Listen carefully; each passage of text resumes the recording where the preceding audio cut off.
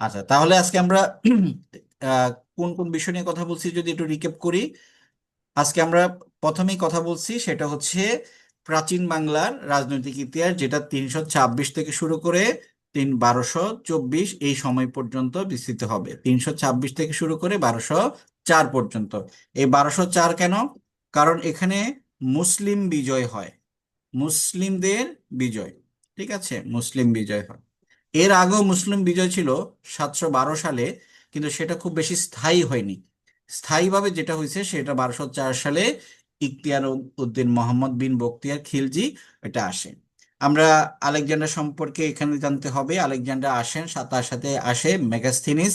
আর মেগাস্থিনিসই তার এই যে ভারত সম্পর্কে যে ইতিহাস, সেই ইতিহাসটাই লেখেন হচ্ছে ইন্ডিকা নামক বইতে।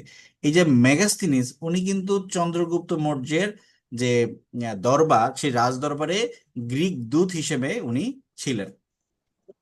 এরপরে আমরা দেখলাম যে আলেকজান্ডারের প্রকৃত যে রাজ্য সীমানা, উনি কিন্তু এই নন্দ ডাইনেস্টি বা এই যে ভারত অঞ্চল যেটাকে আমরা আজকে জানি, সে ভারত অঞ্চল উনি জয় করেননি। উনি এই অঞ্চল জয় করেননি, এই অঞ্চলে উনি আসেননি। উনি কতটুকু পর্যন্ত আসছে? উনি সিন্ধু নদী পর্যন্ত আসছে। সিন্ধু নদী একটু পরে আমরা দেখাবো উনি সিন্ধুর কর্তৃক পর্যন্ত আসছে। ঠিক আছে। আচ্ছা, এরপরে আমরা দেখাচ্ছি যে উনি আসলে অ্যাকচুয়ালি যখন উনি আসে, তখন এখানে কোন রাজ্য ছিল? নন্দ ডাইনেস্টি ছিল। এবং এইখানে কি ছিল? এখানে ছিল অঙ্গরাজ্য। আচ্ছা, এখানে একটু আগে দেখেছি আমরা কি এই কি বলে আহ গঙ্গারিজাই দেখেছি। এখন কোন কোন বইতে সেটা সেখানে অঙ্গ বলা আছে। অঙ্গরাজ্য, অঙ্গরাজ্যের একটা জায়গা হচ্ছে চম্পা, এটা একটু মনে রাখবেন। ঠিক আছে। সুতরাং এখানে অঙ্গরাজ্য যেমন ছিল, সেখানে অঙ্গরাজ্যের আগে ছিল গঙ্গারিডাই। ঠিক আছে। আচ্ছা, উনি এই পথ পরিক্রমায় অবশেষে কোথায় ফিরে যান? অবশেষে গ্রিকে ফিরে যান। এরপরে আমরা দেখি উনি যে ভারতে আসেন এবং এই অঞ্চল থেকে ফিরে যান, এটার মূল কারণ কি একটু যদি দেখি। উনি যখন আহ, এই অঞ্চলে আসেন, তখন এই অঞ্চলের রাজা ছিল এই অঞ্চলটার, এই যে জেলাব এবং চেনাব নদী, এই অঞ্চলটার এই অঞ্চলটার রাজা ছিল রাজা পুরু। রাজা পুরু। এই রাজা পুরুর সাথে এই গ্রিস থেকে আসা আলেকজান্ডারের এখানে এক যুদ্ধ হয়। গ্রিক থেকে কে আসে? আলেকজান্ডার। এর রাজা পুরুর সাথে আলেকজান্ডারের এখানে একটা যুদ্ধ হয়। এই যুদ্ধটাকে এই যুদ্ধটাকে ইতিহাসে ঝিলাম যুদ্ধ, ঝিলাম যুদ্ধ অথবা হিদাস্পিদের যুদ্ধ নামে ডাকা হয়। কি যুদ্ধ? ঝিলাম যুদ্ধ অথবা হিদাস্পিসের যুদ্ধ। হিদাস পিসের যুদ্ধ। ক্লিয়ার? আচ্ছা, তাহলে এখন প্রশ্ন হচ্ছে, ঝিলাম যুদ্ধ বা হিদাস্পিনের যুদ্ধ সংঘটিত হয় কার মধ্যে? আলেকজান্ডার এবং রাজা পুরুর মধ্যে। তাহলে এই যে সেই ঝিলাম নদী এবং সেই হচ্ছে চেনাব নদী, এখানে আরেকটা বিষয় আপনাদের ক্লিয়ার করে দিই। আচ্ছা, দেখেন এটা হচ্ছে সিন্ধু নদী। এই সিন্ধু নদীর নাম সিন্ধু কেন? ঠিক আছে। দেখেন, এই সিন্ধু কথাটা মানে হচ্ছে, কথাটা আসছে সাত থেকে। যেমন দেখেন, এই যে একটা নদী, ইন্ডাস রিভার, এটা হচ্ছে মূল প্রবাহ। এখানে আমরা যদি দেখি 1 2 3 4 5 6, এখানে একটা আছে 7। তাহলে 7টা নদী মিলে মূলত ইন্ডাস নদী। এই অঞ্চলটাতেই আমরা যেটা জানি সেটা হচ্ছে সিন্ধু সভ্যতার যে মহেঞ্জোদারো এবং হরপ্পা সভ্যতা, মেহেরগড়, এই সভ্যতাটা ছিল মূলত এই অঞ্চলে। ঠিক এই পর্যন্তই কে আসে? গ্রিক বিগ আলেকজান্ডার আসে। আচ্ছা, এরপরে আমরা যে দেখি এই যে গ্রিক বিগ আলেকজান্ডার এখানে আসেন, একটু পর্যন্ত আমাদের এই তথ্যটা জানাটা জরুরি। কিন্তু আলেকজান্ডার সম্পর্কে আমাদের পরীক্ষায় দেখা গেছে অনেক কিছু অতিরিক্ত প্রশ্ন আসে আলেকজান্ডার সম্পর্কে। আলেকজান্ডার সম্পর্কে আমাদের যে কমন ধারণা রাখতে হবে সেটা হচ্ছে, আলেকজান্ডার ছিল মেসিডোনিয়ার, মেসিডোনিয়ার রাজা ছিলেন উনি। ওনার পিতা ছিলেন রাজা ফিলিপস। ঠিক আছে, বলা হয় রাজা ফিলিপসের পুত্র কে ছিলেন? আলেকজান্ডার। এই আলেকজান্ডার তার যখন রাজ্য জয়ের যে উদ্দেশ্য, সেই উদ্দেশ্যে উনি পারস্য জয় করেন। এরপরে উনি ভারত জয় করার জন্য এই অঞ্চলে আসেন। ঠিক আছে? এই সক্রেটিস সাথে এখন আলেকজান্ডারের সাথে আরেকটা পরিচয় আছে। আলেকজান্ডার শুধু একজন যোদ্ধা ছিলেন না, তিনি একজন বিখ্যাত গুরুর শিষ্য ছিল। ঠিক আছে, তার গুরু হচ্ছেন অ্যারিস্টটল। অ্যারিস্টটল বিখ্যাত গ্রিক দার্শনিক। তাহলে অ্যারিস্টটল ছিল আলেকজান্ডারের গুরু। আলেকজান্ডারের গুরু। আবার অ্যারিস্টটল ছিলেন প্লেটোর শিষ্য। প্লেটোর শিষ্য। আবার প্লেটো ছিল সক্রেটিসের শিষ্য। সক্রেটিসের শিষ্য। তো এইখান থেকে আমাদের পরীক্ষায় প্রশ্ন আসে। এই আলেকজান্ডারকে নিয়ে পড়তে গেলে আমাদের এই জিনিসটা জানতে হবে। তো সক্রেটিস লিখতে এস, প্লেটো লিখতে পি, অ্যারিস্টটল লিখতে এ, আর আলেকজান্ডার লিখতে এ। সংক্ষেপে যদি আমি বলি spa, SP double spa. Socrates, Plato, Aristotle এবং আলেকজান্ডার। মানে সক্রেটিস হচ্ছে সবার গুরু, তারপরে হচ্ছে প্লেটো, তারপরে অ্যারিস্টটল, এবং তারপর হচ্ছে আলেকজান্ডার। আলেকজান্ডার কিন্তু একজন দার্শনিক ছিলেন না, উনি ছিলেন একজন যোদ্ধা। ক্লিয়ার? ওকে, একটু পর্যন্ত ক্লিয়ার কিনা একটু কনফার্ম করেন। একটু জি পর্যন্ত স্যার, কোনো ক্লিয়ার। আইডিয়া? আচ্ছা, ঠিক আছে।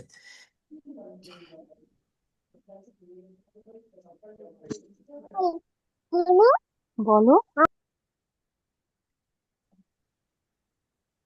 আচ্ছা, এখানে আহ, এগুলো একটু ক্লিয়ার করে নি। আচ্ছা, এখানে দেখেন আমরা যে কথাগুলো অলরেডি আলোচনা করছি, সেই কথাগুলো এখানে আবার আমরা একটু দিলাম আপনাদের। এই কথাগুলো আমরা নোটে দেখবো যে ম্যাসিডোনিয়ার রাজা। এই ম্যাসিডোনিয়া নিয়ে আপনাদের একটু কনফিউশন আসতে পারে। যেমন আপনারা গ্রিক অঞ্চলে, এই যে ধরেন ভূমধ্যসাগরের উত্তরে হচ্ছে গ্রিস। এই গ্রিসের একটা অঞ্চল যেমন হচ্ছে স্পার্টা, একটা হচ্ছে অ্যাথেন্স, আর একটা হচ্ছে মেসিডন। মেসিডন। এই মেসিডনের রাজা হচ্ছে ফিলিপস। কিন্তু এখান থেকে যদি আমি একটু সরে আসি, এখানেও একটা অঞ্চল আছে, সেটার নাম হচ্ছে উত্তর মেসিডোনিয়া। মেসিডোনিয়া, এটা আগের নাম ছিল আলবেনিয়া। এই আলবেনিয়াতেই মাদার তেরেসার জন্ম। ঠিক আছে, সুতরাং এই মেসিডন এটা ছিল আগে একটা নগর রাজ্য। কিন্তু আজকে আমরা যে মেসিডোনিয়া দেখি, এটা একটি স্বয়ংসম্পূর্ণ স্বাধীন রাষ্ট্র। ঠিক আছে, তাহলে একটু দেখেন, আহ আমরা ঠিক এইভাবে মনে রাখবো। আচ্ছা, যে এই ম্যাসিডোনিয়া কোন ম্যাসিডোনিয়া?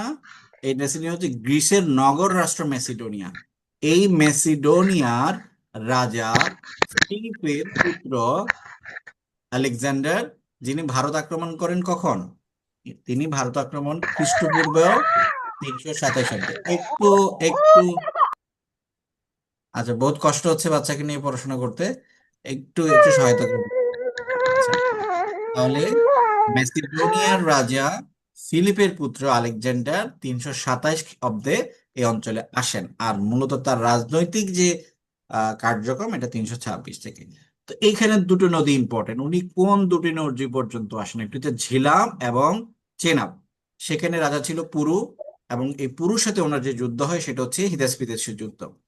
আলেকজান্ডার এই গঙ্গারিডাই, বা যেটা যেটা বর্তমানে বাংলাদেশ, আগে মানুষ গঙ্গারিডা হিসেবে চিনতো, এরপরে মানুষ বঙ্গ হিসেবে চেনে, এখন মানুষ বাংলা হিসেবে চেনে, বাংলাদেশ হিসেবে চেনে।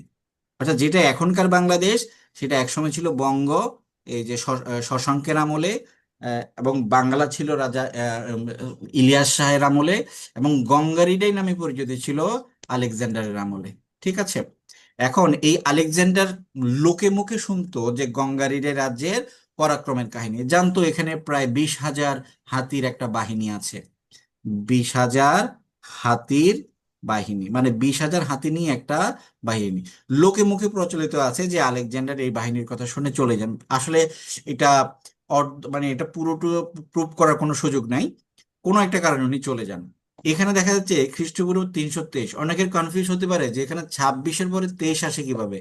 আমি মনে হয় আপনাদের একবার বলছিলাম, আমরা যদি এটাকে যীশু খ্রিস্টের জন্মের সময় ধরি, তাহলে যীশু খ্রিস্টের জন্মেরও ফর এক্সাম্পল 300 বছর আগে, ঠিক আছে, এখানে যদি হয় 300 বছর আগে, আর এখানে হবে 300 বছর পরে, এটাকে বলি আমরা খ্রিস্টাব্দ, আর এটাকে বলি আমরা খ্রিস্টপূর্ব। ক্লিয়ার? আচ্ছা, তাহলে এখানে কত হবে? সাপোজ 350 বছর পূর্বে, তাহলে এটা ধীরে ধীরে কমের দিকে যাচ্ছে, বেশি থেকে কমের দিকে যাচ্ছে। তাহলে এই আলেকজান্ডারের মৃত্যু হয় কবে? খ্রিস্টপূর্ব 323। আলেকজান্ডারের মৃত্যুর পর চন্দ্রগুপ্ত, এটাই হচ্ছে ভারতের, এই ভারতীয় অঞ্চলের প্রথম সাম্রাজ্য।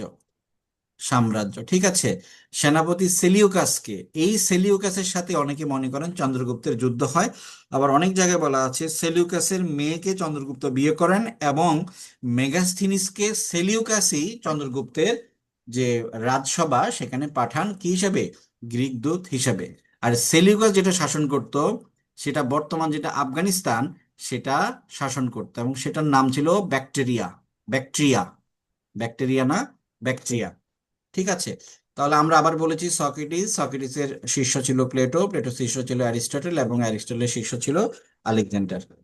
এরপরে আমরা দেখি, এখানে দেখা যাচ্ছে অ্যাকচুয়ালি আলেকজান্ডারের যে রাজ্যটা ছিল, এই রাজ্যটা ছিল এখানে, আর গঙ্গারিডি যেটা বর্তমানে বাংলাদেশ বা বাঙ্গাল অঞ্চল, সেটা ছিল এখানে। অর্থাৎ তাদের সাথে সরাসরি কোনো যুদ্ধ হয় নাই, তারপরেও একটা অনাকাঙ্ক্ষিত ঘটনার আগেই তারা হয়তোবা চলে যায়। ঠিক আছে। আচ্ছা, এরপরে দেখেন গঙ্গারিডি রাজ্য সম্পর্কে আমরা এগুলো পড়েছি। ঠিক আছে, আমরা এগুলা আরেকবার দেখি। তাহলে এই চতুর্থ শতকে দেখেন, আপনাদের যদি প্রশ্ন আসে চতুর্থ শতকে, তাহলে ধরে নেবেন এটা 350 সামথিং, 350 সামথিং।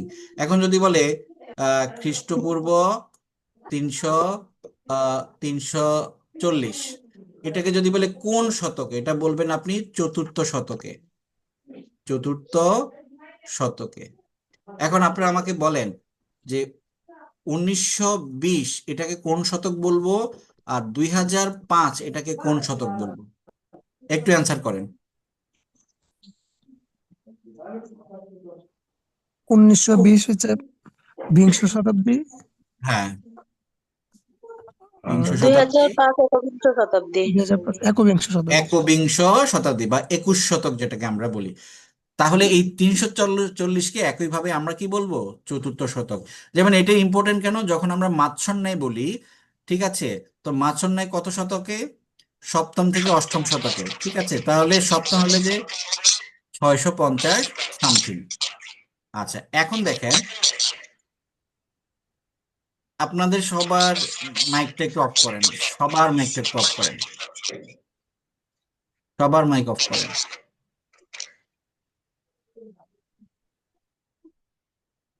উষা কন্যা, কলি রায়, বর্ষা, আহ প্লিজ আপনারা একটু মিউট করেন, কারণ এই সিস্টেমে আসলে মিউট না করলে আপনাদের ওইখান থেকে সাউন্ড আসে, যেটা আসলে অনাকাঙ্ক্ষিত। প্লিজ মিউট করেন একটু।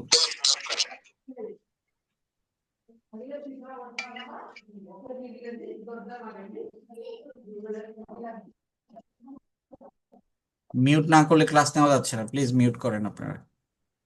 কোলে আপু মনে হয় বুঝতে পারছে না কি করতে হবে। হ্যাঁ হ্যাঁ, বুঝতে পারতেছি।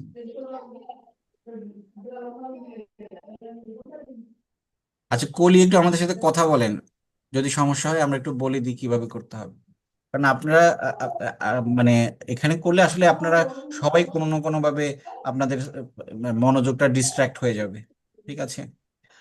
রাশেদুল ইসলাম, রাশেদ, আহ, একটু একটু একটু ইয়েটা করেন, মিউটটা করেন। ইমা আক্তার পন্নী, আচ্ছা আপনারা আশা করি করবেন, আমি ক্লাসে চলে যাচ্ছি।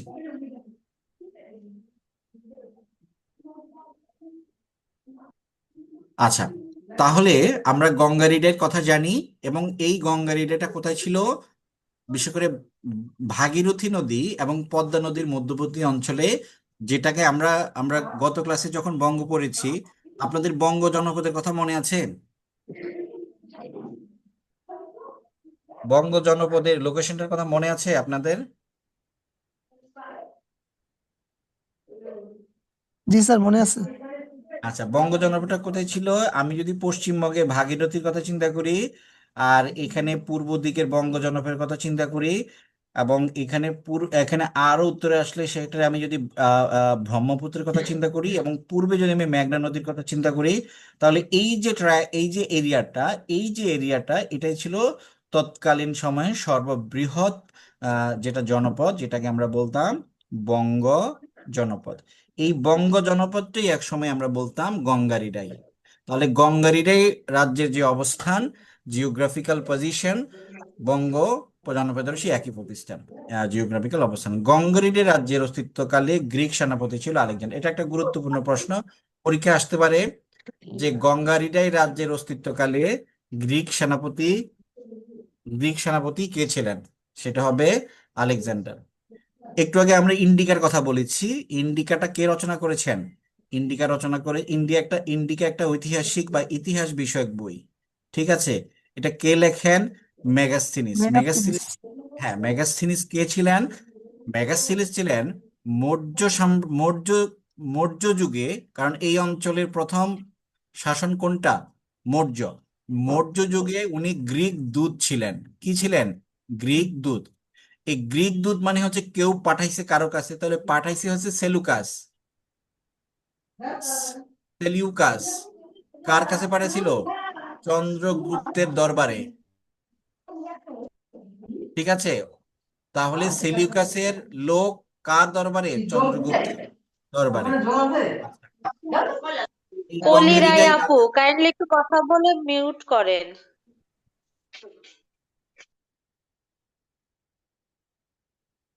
স্যার আসসালামু আলাইকুম। হ্যাঁ, ওয়ালাইকুম সালাম। জি স্যার, হোস্ট সম্ভবত আনমিউট করতে পারে স্যার, আপনি ট্রাই করলে হয়তো বা আপনার ওখান থেকে আনমিউট করতে আমি পারবেন। আসলে আমি আসলে ওই ওই আনমিউটটা হচ্ছে পার্মানেন্ট আনমিউট। এখন জি বিষয়টা হচ্ছে, আমি তো এখানে আসলে একটা সেশন রান করব। এখন অনেক জি সময় স্যার। কোশ্চেন করার একটা বিষয় থেকে যায়, বা না বুঝলে এখন জি আমি ওইটা ফোর্স আনমিউট করে রাখি, তাহলে আসলে স্বাধীনতায় হস্তক্ষেপ হয়ে যাবে। ঠিক আছে, জি স্যার, বুঝতে পারছি। আমরা সবাই যেহেতু কনসার্ন, আমরা সবাই যেহেতু টেকনোলজি কম বেশি চালাতে পারি, আমার মনে হয় যেহেতু প্রথম ক্লাস, সবাই ইউজ টু হয়ে যাবে। জি জি, ঠিক আছে, সেটাই আর কি। সবাই ইউজ টু হয়ে যাবে। আর জি স্যার, জি। এখানে এখানে আমাদেরই তো, আমরা আমরা সবাই আমাদের জন্য সহায়ক হব, সে এই ধরনের জি একটা ইনশাল্লাহ এনভায়রনমেন্ট। স্যার, জি। হ্যাঁ হ্যাঁ, ঠিক আছে, আমি কন্টিনিউ করি তাহলে। জি স্যার, জি জি। স্যার। আচ্ছা, তাহলে ইন্ডিকা গ্রন্থটি কে লেখে? মেগাস্থিনিস। মেগাস্থিনিস কে ছিলেন? সেলিউকাসের একজন লোক ছিলেন, যিনি আসছিল চন্দ্রগুপ্তের রাজদরবারে। যখন এই গঙ্গারিডের রাজ্য সম্পর্কে আমরা পড়ব, তখন আমরা এই চন্দ্রকেতুগড় সম্পর্কে আমাদের একটা ধারণা থাকতে হবে। তাহলে চন্দ্রকেতুগড় কোথায় ছিল? ধরেন আচ্ছা, চন্দ্রকেতুগড়টা যদি আমরা দেখাই, এখানে দেখেন, এইখানে ছিল চন্দ্রকেতুগড়। চন্দ্রকেতুগড় ছিল এখানে। আর এই এই জায়গায় নরসিংদী, এটা ছিল নরসিংদী। নরসিংদীর এই জায়গায় একটা জায়গা, নাম হচ্ছে উয়ারি বটেশ্বর। এটা মূলত নরসিংদীর যে বেলাবো, বেলাবো আছে এখানে। নরসিংদীর কেউ আছে কিনা জানি না, ওনারা থাকলে হয়তো ওনারা আরো ভালো বলতে পারবে। তাহলে এখানে হচ্ছে চন্দ্রকেতুগড়, আর এটা হচ্ছে নরসিংদীর উয়ারি বটেশ্বর। এই দুইটি জায়গায় হচ্ছে, যখন আমরা গঙ্গারিডের কথা বলি, সেই যুগের একটা প্রাচীনতম নিদর্শন। ঠিক আছে, ওকে। তাহলে আমি একটু ইতিহাস দিয়ে একটু ডেপলি পরে তারপরে সামনে যাচ্ছে, কারণ এই ইতিহাস নিয়ে আসলে আমাদের অনেকেরই ফান্ডামেন্টাল উইকনেস আছে। আচ্ছা, এরপরে আমরা যদি দেখি, এইখানে আমরা উয়ারি বটেশ্বরের কথা জানি। উয়ারি বটেশ্বর, এবং এটা কোথায়? নরসিংদীর। আমাদের জন্য চন্দ্রকেতুগড় যতটা না ইম্পর্টেন্ট, তার চেয়ে বেশি মোর ইম্পর্টেন্ট হচ্ছে আমাদের জন্য উয়ারি বটেশ্বর। তাহলে উয়ারি বটেশ্বর যে এই অঞ্চলটা, এটা ছিল সেই গঙ্গারিডাই রাজ্যের একটা অংশ। মনে করা হতো এইখানে একটা বন্দর ছিল। কি ছিল? একটা বন্দর ছিল, এবং এখানে একটা দুর্গ ছিল। আমরা 11 সিন্ধুর দুর্গের কথা জানি। 11 সিন্ধুর দুর্গের কথা জানি। আপনারা কি বলতে পারবেন 11 সিন্ধুর দুর্গটা কার? ঈশাখার সম্ভবত স্যার। ভেরি গুড, ঈশাখার ছিল। এগারো সিন্ধুর, এটা বর্তমান কোন জায়গায় বলতে পারবেন? কিশোরগঞ্জ গুড। জঙ্গলবাড়িতে। জঙ্গল, না, জঙ্গলবাড়িতে আরেকটা দুর্গ আছে, ঠিক আছে, কিশোরগঞ্জ। এগারো সিন্ধুর এখানে একটা আছে, জঙ্গলবাড়ি আরেকটা আছে। আপনার বাড়ি কি ওইদিকে ভাই? জি না স্যার। আচ্ছা আচ্ছা, না এটা তো খুব এক্সক্লুসিভ তথ্য, আসলে খুব বেশি চর্চা না থাকলে আসলে এগুলা ধরা যায় খুব কঠিন। ওকে, এরপরে আমরা যাই। এরপরে তাহলে এতক্ষণ পর্যন্ত আমরা আলোচনা করেছি আলেকজান্ডারের, এতক্ষণ পর্যন্ত আমরা আলোচনা করেছি গঙ্গা রিডাই রাজ্যে। ঠিক আছে, তাহলে এতক্ষণ আমরা এই দুটো বিষয় নিয়ে খুব বেশি আলোচনা করেছি। এখন আসি, এই অংশে আমরা দেখিতে চাচ্ছি এরপরে যে বৃহৎ সাম্রাজ্য এই অঞ্চলে আমরা দেখি সেটা হচ্ছে মৌর্য শাসন। এই মৌর্য শাসনের যে ব্যাপ্তি সেটা ছিল যীশু খ্রিস্টের 321 বছর আগে থেকে তারও জন্মের প্রায় 185 বছর আগে। অর্থাৎ এখানে যদি যীশু খ্রিস্ট জন্মগ্রহণ করে থাকেন, তার আগের 321 থেকে শুরু করে তার জন্মেরও 185, অর্থাৎ এই সময়ে ওনার এই রাজ্যটার অস্তিত্ব ছিল। ক্লিয়ার? আচ্ছা, এরপরে যদি দেখি আমরা, এখানে গুরুত্বপূর্ণ কিছু জায়গা আছে, যেমন এই যে উম, মগধ বা মাগধা, এই মগধ রাজ্যটা আমাদের জন্য, মগধ রাজ্যটা আমাদের জন্য ইম্পর্টেন্ট। এই মূলত এই মগধ রাজ্যটাই এই যে মৌর্যরা জয় করে, এবং এখানে যে রাজধানী নাম হচ্ছে পাটলিপুত্র। পাটলিপুত্র, এই পাটলিপুত্রর যে বর্তমান নাম সেটা হচ্ছে পাটনা। আপনারা সবাই জানেন এই পাটনা শহরটা ভারতের বিহার রাজ্যে। আজকে আমরা যে ভারতের বিহার রাজ্য দেখি, সেই বিহার রাজ্যেই মূলত আগের যে মৌর্য শাসন, সেই মৌর্য শাসনের মূল কেন্দ্রবিন্দু ছিল। দেখেন, এইখান থেকে আর বাংলাদেশের পুন্দ্র খুব বেশি দূরে না, আর এটা হচ্ছে বঙ্গ। তাহলে এই যে প্রাচীন যে মৌর্য শাসন, সর্বভারতের প্রথম শাসন, সেই মৌর্য শাসনের একটা প্রদেশ ছিল পুন্দ্র, এবং এরপরে আসে বঙ্গ। তাহলে এই পুন্দ্র যখন হয়, তখন এটার নগরের নাম হয়ে যায় পুন্দ্রনগর। গতকালকে আমরা পড়াইছি পুন্দ্রনগর, যেটাকে বর্তমানে আমরা কি বলি? মহাস্থানগড় বলি। তাহলে এখানে আমরা দেখলাম যে ভারতের আহ, কতটুকু অঞ্চল জুড়ে প্রাথমিকভাবে এই মৌর্য শাসনটা প্রতিষ্ঠিত হয়েছিল। প্রায় ভারতের পুরো অঞ্চলটাই জুড়ে এটা প্রতিষ্ঠিত হয়েছিল, এক্সেপ্ট এটা নাম হচ্ছে কলিঙ্গ। আপনারা জানেন সম্রাট অশোকের কথা। সম্রাট অশোক কলিঙ্গ জয়ের পরেই উনি মূলত বৌদ্ধ ধর্ম গ্রহণ করেন, এবং এই অঞ্চলটা কিন্তু প্রাথমিকভাবে মৌর্যরা জয় করতে পারেনি। তাহলে এই দুটো অঞ্চল মৌর্যদের জয়ের বহির্ভূত ছিল। এই সম্রাট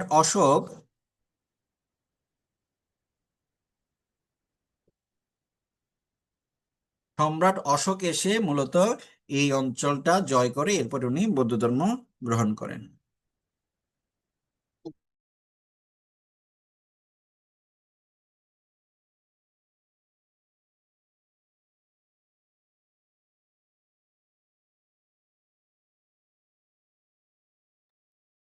আচ্ছা, এরপরে আমরা দেখি সম্রাট অশোকের সময় রাজ্য বিস্তারটা এইখানে দেখেন, এই যে কলিঙ্গ রাজ্যটা, এই কলিঙ্গ রাজ্যটা এই যে সম্রাট অশোকের সময় এই রাজ্যটা দখল হয়ে যায়। এবং এটা হচ্ছে যে বিখ্যাত অশোক স্তম্ভ, যে অশোকের সময়ে যেটা ওই মৌর্য শাসনের একটা মানে এটা কি ক্ষমতার একটা প্রদর্শনের বা তাদের যে শৌর্য বীর্য সেটার একটা স্থাপত্য হচ্ছে এই অশোক দণ্ড। এরপরে আমরা দেখি আহ যে কথাগুলো আমাদের পরীক্ষার জন্য আমাদেরকে মনে রাখতে হবে, সেটা হচ্ছে ভারতীয় উপমহাদেশের প্রথম সাম্রাজ্য হচ্ছে মৌর্য সাম্রাজ্য, আর মৌর্য সাম্রাজ্যের প্রথম শাসক হচ্ছে চন্দ্রগুপ্ত মৌর্য। ঠিক আছে, আর ওনার যে মন্ত্রী মন্ত্রী ছিলেন কে? ওনার মন্ত্রী ছিলেন চাণক্য। চাণক্য। চাণক্য। আর চাণক্য যে বইটা লেখেন সেটার নাম হচ্ছে অর্থশাস্ত্র। ক্লিয়ার? আচ্ছা, ওকে। এখন এই মৌর্যদের পতনের পর বাংলায় কাদের আগমন ঘটে? আর্যদের ভেরি সিগনিফিকেন্ট। আমরা যখন বাঙালি জাতির উৎপত্তি পড়েছি তখন পড়েছি প্রথমে হচ্ছে নেগ্রিটোরা এই অঞ্চলে আসে, তারপরে আসে অস্ট্রিকরা, তারপরে আছে দ্রাবিড়রা, তারপরে কারা আসে, তারপরে আসে আর্যরা। তাহলে এই আর্যদের আগমনের আগেই এখানে ছিল মৌর্য শাসন। এরপরে কারা আসে? এরপরে মঙ্গোলয়েডরা আসে। এরপরে কারা আসে? এরপরে আরবীয়রা আসে, এবং শেষে হচ্ছে ইউরোপীয়রা আসে। ক্লিয়ার? তাহলে এই আর্যদের ইতিহাসে প্রবেশ কোথায়? ঠিক এইখানে, দ্রাবিড়দের পরেই। মৌর্যদের রাজধানী ছিল যেটা বর্তমানে পাটনা, সেটার আগের নাম ছিল পাটলিপুত্র। আর এই মৌর্য সাম্রাজ্যের যে রাজাদের সম্পর্কে আমাদের একটু ডিটেল জানতে হবে, ওটা হচ্ছে, ওনারা হচ্ছেন চন্দ্রগুপ্ত মৌর্য, বিন্দুসার, অশোক এবং বৃহদ্রথ। ঠিক আছে? এই অশোক ছিলেন বিন্দুসারের ছেলে, আর বৃহদ্রথ ছিলেন সর্বশেষ মৌর্য শাসক। ঠিক আছে? আচ্ছা, এরপরে আমরা দেখি চন্দ্রগুপ্ত। তাহলে চন্দ্রগুপ্ত হচ্ছেন এই মৌর্য সাম্রাজ্যের প্রতিষ্ঠাতা। এই যে মগধ রাজ্যের কথা বলছি, এই মগধ রাজ্যের রাজা নন্দকে পরাজিত করে উনি মৌর্য শাসন প্রতিষ্ঠা করেন। মগধ রাজ্যের কথা কখন আসে? মগধ রাজ্যের কথা এইখানে আসে, মগধ রাজ্য। ঠিক আছে? তাহলে এই মগধ রাজ্যের রাজা কে ছিলেন? নন্দ। এই নগধ রাজ্যের রাজা ছিলেন নন্দ। এই নন্দকে পরাজিত করেই আসে কে? চন্দ্রগুপ্ত বা মৌর্য। চন্দ্রগুপ্ত আছে, চন্দ্রগুপ্ত মৌর্য। এই নন্দরই প্রধানমন্ত্রী ছিল হচ্ছে, যেটাকে আমরা বলি কৌটিল্য। কৌটিল্য বা চাণক্য। এই চাণক্যের সাথে তার সম্পর্কের কারণে উনি, চাণক্য কার দলে ভিড়েন? চন্দ্রগুপ্ত মৌর্যের দলে ভিড়ে যান। এটাগুলো ইতিহাসে রয়েছে। আচ্ছা, এরপরে হচ্ছে প্রাচীন ভারতের সর্বপ্রথম সর্বভারতীয় ঐক্য। সর্বভারতীয় ঐক্য বলতে আমরা কি বুঝি? সর্বভারতীয় ঐক্য বলতে আমরা বুঝি, দেখেন, এই পুরো ভারতকে তারা একাই শাসন করতো, মানে হচ্ছে এটা একটা সর্বভারতীয় ঐক্যের উদাহরণ।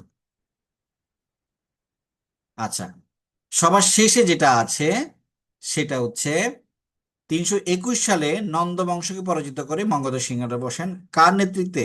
চন্দ্রগুপ্ত মৌর্যের নেতৃত্বে। চন্দ্রগুপ্তের দরবারে গ্রিক রাষ্ট্রদূত বা গ্রিক দূত মেগাস্থিনিস সম্পর্কে আমরা পড়েছি। উনি কার দূত লোক ছিলেন? সেলিউকাসের। আর সেলিউকাস কোথাকার রাজা ছিলেন? সিরিয়ার রাজা। ঠিক আছে, যেটাকে আমরা বর্তমানে সিরিয়া জানি। আর এখানে ইন্ডিকার কথা আমরা একটু পড়ছি। ঠিক আছে, ইনি হচ্ছেন সেই বিখ্যাত মেগাস্থিনিস। ঠিক আছে, মেগাস্থিনিস বিখ্যাত ইন্ডিকা বইটা লেখেন। চাণক্যের বিষয়ে আমাদেরকে কিছু কিছু ভালো জিনিস জানতে হবে। উনি ছিলেন প্রাচীন ভারতের একজন পণ্ডিত এবং কূটনীতিবিদ। আমরা ওনাকে যেমন চাণক্য হিসেবে জানি, ওনার আরো কিছু নাম আছে, যেমন কৌটিল্য, বিষ্ণুগুপ্ত বা ভারতের ম্যাকিয়াভেলি। ভারতের ম্যাকিয়াভেলি কেন বলে? কারণ ম্যাকিয়াভেলি মূলত রাষ্ট্রবিজ্ঞানের জনক। কিসের জনক? রাষ্ট্রবিজ্ঞানের জনক। আমরা এই চাণক্যের যে অর্থশাস্ত্র বইটা দেখি, এই অর্থশাস্ত্রে উনি দেশ পরিচালনা এবং অর্থনীতি নিয়ে উনি যে তত্ত্বগুলো উপস্থাপন করেন, সেখানে ওনার আসলে সেই রাষ্ট্র দর্শনটা উঠে আসে। এই কারণে এই চাণক্যকে বলা হচ্ছে ভারতের ম্যাকিয়াভেলি। ইনি একই সাথে রাষ্ট্রবিজ্ঞান এবং অর্থনীতির দিগপাল। আজও আমরা যখন বিসিএস ভাইভা দিতে যাই, যারা অর্থনীতি থেকে যায় তাদেরকে কিন্তু এই অর্থশাস্ত্র থেকে প্রশ্ন করে। ঠিক আছে, আপনারা যারা অর্থনীতি নিয়ে পড়ছেন বা অর্থনীতি পড়েন, আহ, আহ, আহ, তারা এই অর্থশাস্ত্র সম্পর্কে একটু ডিটেইল পড়ে যাবেন, একটু জেনে যাবেন। আচ্ছা, উপদেষ্টা বা প্রধানমন্ত্রী ছিলেন কার? চন্দ্রগুপ্ত মৌর্যের এবং বিন্দুসারের। এই চন্দ্রগুপ্ত মৌর্যের বা বিন্দুসারের উপদেষ্টা হওয়ার আগেও উনি রাজা নন্দের কি ছিলেন? রাজা নন্দের উপদেষ্টা ছিলেন। আর ওনার বিখ্যাত বই যেটা অর্থশাস্ত্র, যেটা 15টা খণ্ডে লেখা, এবং এটার আরেকটা নাম হচ্ছে চাণক্য নীতি। এই যে তক্ষশিলা বিশ্ববিদ্যালয়ের কথা আমরা একটু আগে বলছি, সেটা ছিল পাকিস্তানের মানে এখানে। আচ্ছা, এখানে পাঞ্জাবের কথা আছে। আহ এখানে পাঞ্জাবের, এটা আমি একটু কারেকশন করে দেবো। ঠিক আছে, এটা পাঞ্জাবের কথা আছে। আচ্ছা, ওকে। পাঞ্জাবে এর ছাত্র ছিল এবং বাংলার প্রাচীন বয়ান শিল্প উল্লেখ আছে অর্থশাস্ত্রে। এখন আমরা একটু আগে বলেছি আমরা প্রাচীন বাংলার যে অর্থনীতি সেই অর্থনীতি সম্পর্কে ধারণা পেয়ে কোথায়? চাণক্যের অর্থশাস্ত্রে। আচ্ছা, এরপরে আমরা দেখলাম যে চন্দ্রগুপ্ত মৌর্যের পরে যেটা আসে বিন্দুসার। বিন্দুসার তো বিন্দুসার নিয়ে আসলে তেমন কিছু বলার নাই, ঠিক আছে। আহ বিন্দুসারের যে সন্তান সম্রাট অশোক, উনি কিন্তু একজন বিখ্যাত, মানে ভারতের ইতিহাসের জন্য বিখ্যাত। ওনার রাজত্বকাল ছিল খ্রিস্টপূর্ব 273 থেকে 232 অব্দ পর্যন্ত। আচ্ছা, এখানে যেই জায়গাটা ইম্পর্টেন্ট সেটা হচ্ছে কলিঙ্গ যুদ্ধ। এই কলিঙ্গ বর্তমানে হচ্ছে উড়িষ্যার অংশ। একটু আগে আমরা আপনাদের ম্যাপে দেখাইছি, কোথায় দেখাইছিলাম? ম্যাপে দেখাইছি কলিঙ্গ কোন জায়গায়, এটা হচ্ছে সেই কলিঙ্গ। আচ্ছা, এই কলিঙ্গের যুদ্ধে যদিও সম্রাট অশোক জয়লাভ করেন, কিন্তু যুদ্ধের যে ভয়াবহতা এটা তাকে প্রচন্ডভাবে কষ্ট দেয়। এই কারণে উনি যেটা করেন, যুদ্ধ বন্ধ হয়ে যাওয়ার পরে উনি মানবতার ধর্ম বা অহিংসার ধর্ম প্রচার করা শুরু করেন। এবং উনি বৌদ্ধ ধর্মের পৃষ্ঠপোষক ছিলেন, এবং বৌদ্ধ ধর্মের যে ফাউন্ডেশন, লিটার ফাউন্ডেশন, অর্থাৎ পরবর্তী যে সংস্কার, এটা মূলত তার হাতেই হয়। এই জন্য ওনাকে কি বলা হয়? বৌদ্ধ ধর্মের কনস্ট্যান্টাইন। কিন্তু মূলত ওনাকে কনস্ট্যান্টাইনের সাথে তুলনা করা হয়। তাহলে কনস্ট্যান্টাইন কে? মূলত কনস্ট্যান্টাইন ছিলেন একজন রোমান সম্রাট। আমরা জানি রোমানদের দুটো অঞ্চল ছিল, একটা হচ্ছে পূর্বাঞ্চল, একটা ছিল পশ্চিমাঞ্চল। এই পূর্বাঞ্চল এর বর্তমানে হচ্ছে ইস্তাম্বুল, ঠিক আছে। আচ্ছা, তার সময়ই খ্রিস্টান ধর্মের সবচেয়ে বেশি প্রচার এবং প্রসার হয়, এবং তিনি জেরুজালেমকে খ্রিস্টান ধর্মের কেন্দ্র হিসেবে, এক সময় রোমানরা কিন্তু খ্রিস্টান ধর্ম পছন্দ করতো না, ঠিক আছে, খ্রিস্টান ধর্মের বিরুদ্ধে ছিল রোমান ক্যাথলিকরা। পরে এরাই আবার খ্রিস্ট ধর্মটাকে নিয়ে বিশ্ব দরবারে এটাকে উপস্থাপন করে। তাহলে খ্রিস্ট ধর্মকে আহ, নতুন করে সমৃদ্ধ করেন কনস্ট্যান্টাইন, তেমনি বৌদ্ধ ধর্মকেও নতুন করে রূপ দেন কনস্ট্যান্টাইন, সেটা হচ্ছে সম্রাট অশোক। এই জন্য সম্রাট অশোককে কি বলা হয়? বৌদ্ধ ধর্মের কনস্ট্যান্টাইন। আর খ্রিস্টান ধর্মের কনস্ট্যান্টাইন নিজেই। আচ্ছা, এরপরে আমরা দেখি এই মৌর্য যুগে আমাদের এই অঞ্চলটা যে নামে পরিচিত ছিল সেটা সেটা হচ্ছে পুন্দ্র। পুন্দ্র নামে পরিচিত ছিল। এই পুন্দ্র অঞ্চলের যে মূল নগর তার নাম ছিল পুন্দ্র পুন্দ্রনগর বা পুন্দ্রবর্ধন। পুন্দ্রবর্ধন। এই পুন্দ্রবর্ধনই বর্তমানকালে কি নামে পরিচিত? মহাস্থানগড়, ঠিক আছে। আর মহাস্থানগড়টা কোথায়? বগুড়াতে। এখন প্রশ্ন হচ্ছে, এই মহাস্থানগড়ে সম্রাট অশোকের সময়ের এক ধরনের লিপি পাওয়া যায়, যে লিপিটাকে আমরা বলি মহাস্থানগড় ব্রাহ্মী লিপি। ভেরি ভেরি ইম্পর্টেন্ট কনসেপ্ট, ঠিক আছে। এই ব্রাহ্মী লিপিটা মহাস্থানগড়ে পাওয়া যায়, যেটা হচ্ছে বগুড়ায়। এটা হচ্ছে, এটা কেন এতটা সিগনিফিকেন্ট একটু খেয়াল করি, এই লাইনটা একটু দেখি। দেখেন, মহাস্থানগড় মৌর্য যুগের একটা প্রত্নতাত্ত্বিক নিদর্শন, অর্থাৎ এটা কখন, এই অঞ্চলটা কখন সমৃদ্ধ হয়? এই অঞ্চলটা সমৃদ্ধ হয় মৌর্য যুগে। আচ্ছা, এখন এখানে আরো কিছু কথা আছে, যে সঞ্চারা বলতে আমরা কি বুঝি? সঞ্চারা বলতে বুঝি মৌর্য যুগে যারা গুপ্তচর, এখন আমাদেরকে গুপ্তচর বলতে আমরা কি বুঝি? ডিটেকটিভ বুঝি, ঠিক আছে। আহ ডিটেকটিভ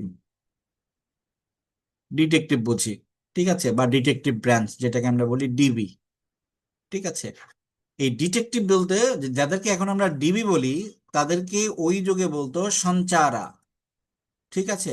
আর এখন যাদেরকে আমরা সাংবাদিক বলি, তখন তাদেরকে বলতো কি? প্রতিভেদকা। প্রতিভেদকা।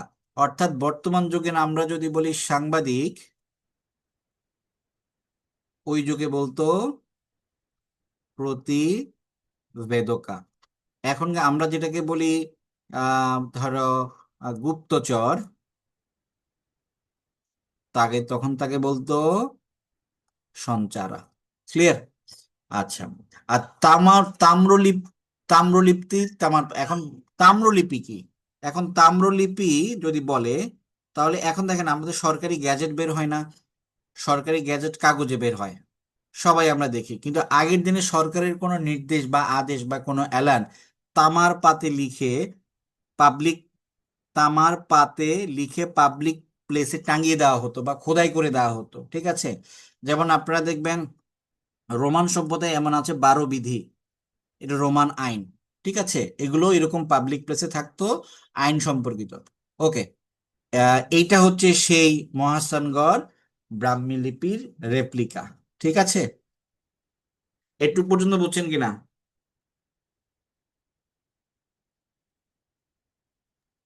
জি স্যার, বুঝতে পারছি। এসির জন্য 3টা লোক দেখানো হয়েছে, তো আগের মধ্যে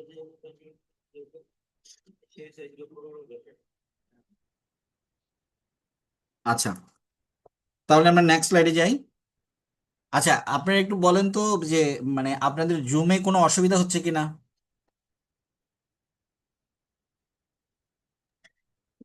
জি না স্যার, সব ঠিক আছে, সমস্যা নেই। আচ্ছা আচ্ছা, ওকে। এরপরে আমরা দেখি যে এই মৌর্য শাসনটা কিভাবে শুরু হলো। নন্দকে পরাজিত করে এরপরে চন্দ্রগুপ্ত আসলো, এরপরে বিন্দুসার আসলো, বিন্দুসারের ছেলে অশোক আসলো, অশোকের পর কে আসলো? বৃহদ্রথ আসলো। এই বৃহদ্রথের সময় কি ঘটলো এটাকে আমরা দেখি। যেমন অশোক পরবর্তী দেখি আমরা দশরথ, শালীশুক, দেববর্মন, শতধনবান, এদের আঙ্কে আমরা আসলে ঐতিহাসিকভাবে অতটা সিগনিফিক্যান্ট মনে করি না, এদের সম্পর্কে তেমন কিছু জানা যায় না। সর্বশেষ যেহেতু, সুতরাং সেহেতু বৃহদ্রথ তেমন কিছু না, যেহেতু সর্বশেষ, সুতরাং এই সম্পর্কে আমাদের জানতে হবে। তবে যদি প্রশ্ন আসে সর্বশেষ মৌর্য শাসক কে ছিল, তার উত্তর হবে বৃহদ্রথ। এই বৃহদ্রথ পুষ্যমিত্র শুঙ্গ, উনি ছিলেন এই মৌর্যদেরই একজন সেনাপতি, অর্থাৎ বৃহদ্রথের প্রধান সেনাপতি। ঠিক আছে, যেমন সিরাজউদ্দৌলার প্রধান সেনাপতি কে ছিল বলতে পারবেন? সিরাজউদ্দৌলার প্রধান সেনাপতি কে ছিল? কেদার রায়? স্যার মির্জাফর। মীর মীর জাফর, ঠিক আছে। প্রধান সেনাপতি কিন্তু মীর জাফর ছিল। এখন মীর জাফরকে ক্ষমতার অংশীদার করা না করাতে বা তার সাথে তাদের মতাদর্শ মিল না হতে কি হয়েছে, সিরাজউদ্দৌলার পতনের পেছনে মূল অনুঘটকের ভূমিকা পালন করছে হচ্ছে মীর জাফর। তেমনি বৃহদ্রথের সেনাবাহিনীর প্রধান সেনাপতি পুষ্যমিত্র শুঙ্গ কর্তৃক নিহত হলে এই রাজ্যের পতন ঘটে এবং শুঙ্গ সাম্রাজ্যের উত্থান ঘটে। এখন যদি প্রশ্ন করে যে মৌর্যের পরে কারা আসে, গুপ্ত, মৌর্যের পর কি সরাসরি গুপ্ত সাম্রাজ্য শুরু হয়ে যায়? না, কিন্তু নর্মালি স্যার আমরা কুষাণ মৌর্যদের পরে, সাম্রাজ্য। হ্যাঁ, শুঙ্গ সাম্রাজ্য আসে। এটা একটু যারা রিয়েল লার্নার তারা এই ডিটেল গুলো একটু জানে। এখন আমরা দেখি শুঙ্গ সাম্রাজ্যটা কোথায় ছিল। শুঙ্গ সাম্রাজ্য একইভাবে এই যে মগধ রাজ্যটা, এই যে এখানে মগধ রাজ্য, এই মগধ রাজ্যের রাজধানী কোথায় ছিল? পাটালিপুত্র। এখানে দেখেন পুন্দ্র, চন্দ্রকেতুগড়, মনে আছে চন্দ্রকেতুগড়? ওই যে গঙ্গা রিডাই, গঙ্গা রিধি বা গঙ্গা রিডার যখন কথা বলছি তখন, আর এখানে হচ্ছে, আর এখানে তেমন একটা গুরুত্বপূর্ণ নাই। ঠিক আছে, বাকিগুলো হচ্ছে ভারতের ইতিহাস। আর এখন পর্যন্ত তখন ইন্দো গ্রিকরা ছিল, মানে গ্রিকদের শাসন তখনও এখানে ছিল। ক্লিয়ার? আচ্ছা, তাহলে আমরা দেখি এই শুঙ্গ সাম্রাজ্যটা কিন্তু অরিজিনাল যে মৌর্য সাম্রাজ্য তার চেয়ে অনেক ছোট এরিয়াতে ছিল। ঠিক আছে, তবে রাজধানী ছিল পাটলিপুত্র। আচ্ছা, এই শুঙ্গ সাম্রাজ্য সম্পর্কে আমাদের যেটা জানতে হবে, শুঙ্গ সাম্রাজ্যের দ্বিতীয় রাজা ছিলেন অগ্নিমিত্র। নাম কি ছিল? অগ্নিমিত্র। এই অগ্নিমিত্রের মৃত্যুর পর দ্রুত সাম্রাজ্যটা ভেঙে পড়ে। তো সুতরাং সিগনিফিক্যান্ট টাইম কিন্তু তারা কখনো শাসন করেনি। এই অগ্নিমিত্র নিয়ে গ্রিক নাট্য, এদেশের ঐতিহাসিক নাট্যকার বা প্রাচীন ভারতের নাট্যকার কালিদাস। এখন আপনি আমাকে একটু বলেন, কালিদাস কোন যুগের কবি ছিল, বা কোন আমলের বা কোন সাম্রাজ্যের কবি ছিল স্যার কালিদাস? মধ্যযুগে। মধ্যযুগের, স্পেশালি গুপ্তদের কবি ছিল কালিদাস। সেই কালিদাস, গুপ্তরা তো শুঙ্গের পরে আসে, তো পরে এসে কি করলো, তারা তো শুঙ্গের কাহিনী জানে। তেমনি একজন শুঙ্গ রাজা অগ্নিমিত্র, তার কাহিনী নিয়ে একটা সংস্কৃত কবি, তার নাম হচ্ছে কালিদাস, একটা নাটক লিখেন। নাটকের নাম হচ্ছে মালবিকাগ্নি মিত্রম। অর্থাৎ মালবিকার সাথে অগ্নিমিত্রমের যে সম্পর্ক দেখেন, মালবিকার সাথে অগ্নিমিত্রমের সম্পর্ক নিয়েই সংস্কৃত নাটক, যেমন শকুন্তলম, ঠিক আছে, তেমনি মালবিকাগ্নিমিত্রম। আচ্ছা, এখন এই লাইনটা আপনারা একটু দেখেন যে অধিকাংশ গবেষকদের মতে এটি তার প্রথম নাটক এবং এই নাটকের উপজীব্য ছিল বিদিশার শুঙ্গ বংশীয় রাজা অগ্নিমিত্র এবং তার প্রধান মহিষীর পরিচারিকা কাহিনী। মহিষী মানে হচ্ছে এখানে প্রধানমন্ত্রী, পরিচারিকা মানে হচ্ছে সামহাও ওনার ঘরের কোনো ফিমেল হতে পারে, ঠিক আছে, অথবা ওনার প্রধান স্ত্রীও হতে পারে। অর্থাৎ শুঙ্গমিত্রের সাথে তার প্রধান মহিষীর পরিচারিকার যে প্রেম কাহিনী, সেই প্রেম কাহিনী নিয়ে কালিদাসের বিখ্যাত নাটক মালবিকাগ্নি মিত্রম। ঠিক আছে, ওকে। এরপরে দেখেন বাংলায় বৌদ্ধ ধর্মের বদলে ব্রাহ্মণ্য ধর্মের। এবার প্রশ্ন আসি, ব্রাহ্মণ্য ধর্ম তো হিন্দুদের ধর্ম বা আর্যদের ধর্ম, তাহলে শুঙ্গরা জাতিতে কি ছিল? শুঙ্গরা জাতিতে ছিল হিন্দু, ঠিক আছে, শুঙ্গরা জাতিতে ছিল হিন্দু। যারাই ব্রাহ্মণ্য ধর্মের চর্চা করে তারাই হচ্ছে আর্য। সুতরাং এই শুঙ্গরা ছিল এক ধরনের আর্য। সংস্কৃতকে বাংলার ভাষা, সরি, সংস্কৃতকে রাষ্ট্রভাষা ঘোষণা করে এই শুঙ্গরা। কিন্তু সংস্কৃতের আগে কোনটা ব্যবহৃত হতো? মাগধী প্রাকৃত। যেমন ডক্টর মোহাম্মদ শহীদুল্লাহর কথা মনে আছে? উনি কি বলছিলেন? বাংলা ভাষার উৎপত্তি কোন ভাষা থেকে? মাগধী প্রাকৃত ভাষা থেকে, ঠিক আছে, ওকে। এরপরে আসে কাহ্ন সাম্রাজ্য। তাহলে কাহ্ন সাম্রাজ্য আরো ছোট হয়ে আসে, এই অঞ্চল জুড়ে আসে কাহ্ন সাম্রাজ্য। আর আমরা যদি তুলনা করি, এই অঞ্চলে ছিল, এইটুক পর্যন্ত ছিল শুঙ্গ সাম্রাজ্য, আর তার চেয়ে বড় আকারে ছিল কি? মৌর্য সাম্রাজ্য। তাহলে ধীরে ধীরে সাম্রাজ্যের পরিধি কমতে থাকে। তাহলে মৌর্য, শুঙ্গ এবং কাহ্ন বা কানাভা ডাইনেস্টি, এটা খ্রিস্টপূর্ব 75 থেকে খ্রিস্টপূর্ব 28 পর্যন্ত মানে এটার ইয়ে ছিল। এরপরে দেখি কাহ্ন সাম্রাজ্য এখান থেকে কি কি প্রশ্ন আসে।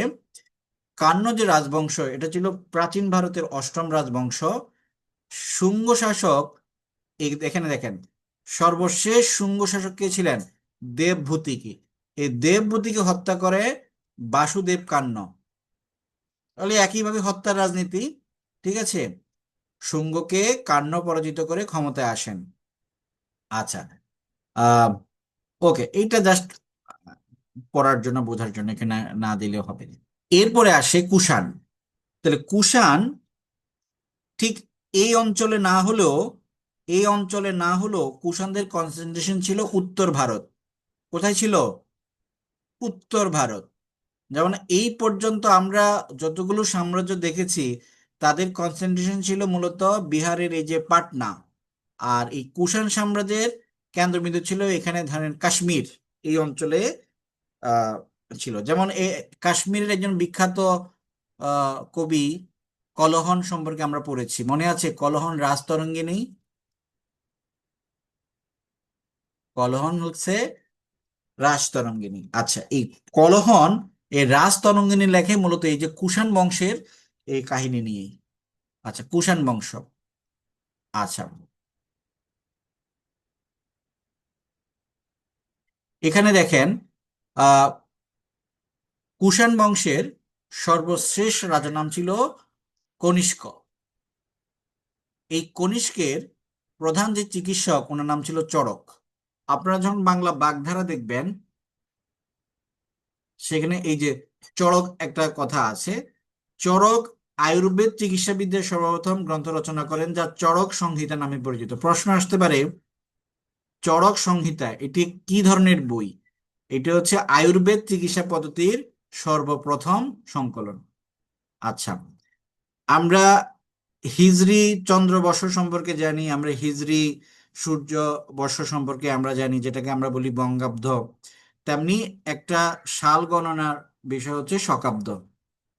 এই শকাব্দটা কারা প্রচলন করেন? কুষাণ সাম্রাজ্যের সময় কুষাণ রাজারা। কনিষ্ককে, যেটা সম্পর্কে আমরা পড়েছি, এই দ্বিতীয় অশোক বলা হতো। প্রশ্ন হতে পারে দ্বিতীয় অশোককে, উত্তর হবে কনিষ্ক। আচ্ছা, মৌর্যদের মতো বিশাল সাম্রাজ্য স্থাপন করেন, এটাও প্রশ্ন আসতে পারে যে মৌর্যদের মতো বিশাল সাম্রাজ্য প্রতিষ্ঠান করেন কারা? এটা কি শুঙ্গরা নাকি কুষাণরা? এটা হবে কুষাণ। আচ্ছা, একটু আগে আমরা কলহনের কথা বলছি। কলহনের রাজতরঙ্গিনী মূলত কুষাণ সাম্রাজ্য নিয়ে বলা আছে। এরপরে কারা আসে? এরপরে আসে গুপ্ত সাম্রাজ্য। এখানে দেখেন, এখানে হচ্ছে তক্ষশিলা, এখানে হচ্ছে সেই বিখ্যাত তক্ষশিলা, আর এখানে হচ্ছে আমাদের সেই বিখ্যাত পাটলিপুত্র। ঠিক আছে, ওকে। তাহলে তক্ষশিলা এবং পাটলিপুত্র। তাহলে গুপ্ত সাম্রাজ্যের বিষয়টা একটু দেখি। ভারতের ইতিহাসে এই গুপ্ত যুগটাকেই বলা হচ্ছে প্রাচীন ভারতের স্বর্ণযুগ। প্রাচীন ভারতের স্বর্ণযুগ। আচ্ছা, একটু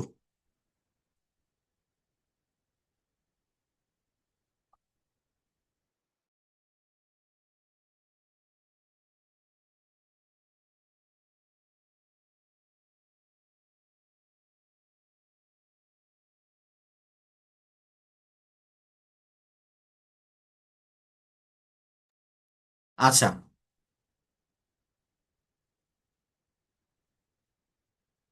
এখানে দেখেন, প্রশ্ন হতে পারে প্রাচীন ভারতের স্বর্ণযুগ বলা হয় কোন সাম্রাজ্যকে বা কোন সময়কে? অর্থাৎ প্রাচীন ভারত যখন গুপ্তদের অধীনে ছিল, তখনই বলা হতো প্রাচীন ভারতের স্বর্ণযুগ। বা এটাকে, এই সময়ে যে ভাস্কর্যগুলো রচিত হতো, ভাস্কর্য, আপনারা অজন্তা এবং ইলোরা গুহার কথা অনেকে জানেন। অজন্তা এবং ইলোরা গুহা, এটা কোথায় ছিল? এটা ছিল গুজরাটের, না না, এটা অযোধ্যার ওদিকে ছিল। ঠিক আছে, এই অজন্তা এবং ইলোরা গুহা এই গুপ্ত যুগেরই আবিষ্কার। ঠিক আছে। আচ্ছা, তাহলে এই গুপ্ত যুগের যে ভাস্কর্য, সেটাকে বলা হতো ধ্রুপদী ভাস্কর্য। সিম্পলি দুটো প্রশ্ন আপনারা খুব ভালো করে দেখেন, যে প্রাচীন ভারতের ইতিহাসের স্বর্ণযুগ কোনটি এবং কোন যুগের ভাস্কর্যকে ধ্রুপদী ভাস্কর্য বলা হতো। এখন যদি আমরা গুপ্ত সাম্রাজ্যের রাজাদের যে যে অর্ডারটা দেখি, যে প্রথম যে রাজা তার নাম ছিল শ্রীগুপ্ত, আর এরপরে আসে প্রথম চন্দ্রগুপ্ত। আর কাকে প্রাচীন ভারতের নেপোলিয়ন বলা হতো? সমুদ্রগুপ্তকে। প্রাচীন ভারতের নেপোলিয়ন বলা হতো সমুদ্রগুপ্তকে। এবং সর্বশেষ যিনি, উনি হচ্ছেন কুমারগুপ্ত। ঠিক আছে, ওকে। তাহলে প্রথম চন্দ্রগুপ্তের বিষয়ে যেটা দেখেন, যে প্রথম চন্দ্রগুপ্তের সময় আহ, এই রাজ্যটা আরো বেশি শক্তিশালী হয়। তবে প্রতিষ্ঠা করেন কে? প্রতিষ্ঠা করেন হচ্ছে শ্রীগুপ্ত। আর এটা প্রথম চন্দ্রগুপ্তের আমলে এটা একটা বিস্তার লাভ করে, অপেক্ষাকৃত স্বাধীন এবং শক্তিশালী হয়। এই প্রথম চন্দ্রগুপ্ত যখন ক্ষমতায় আসেন, তখন নিজেই নিজের নাম রাখেন মহারাজা ধীরাজ। ঠিক আছে, একটু মিউট করেন, একটু মিউট করেন আপনারা।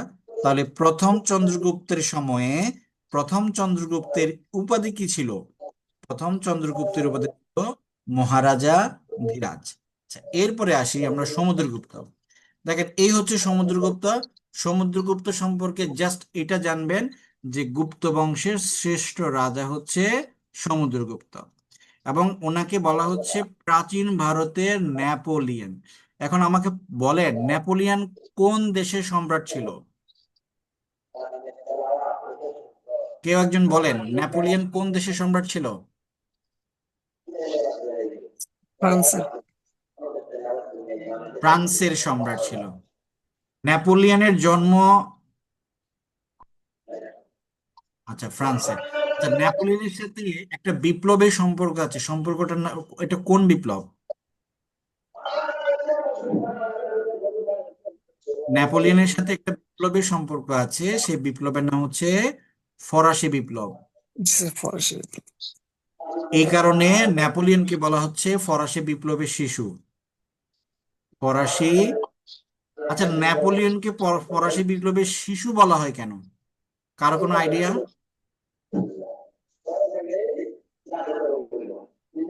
আচ্ছা, আচ্ছা, কাইন্ডলি কাইন্ডলি যার কাছ থেকে একটু ভিডিওটা আসতেছে, একটু সাউন্ডটা আসতেছে, একটু সবার কথা চিন্তা করে একটু অপ্রয়োজনীয় সাউন্ড গুলোকে একটু চেক করি।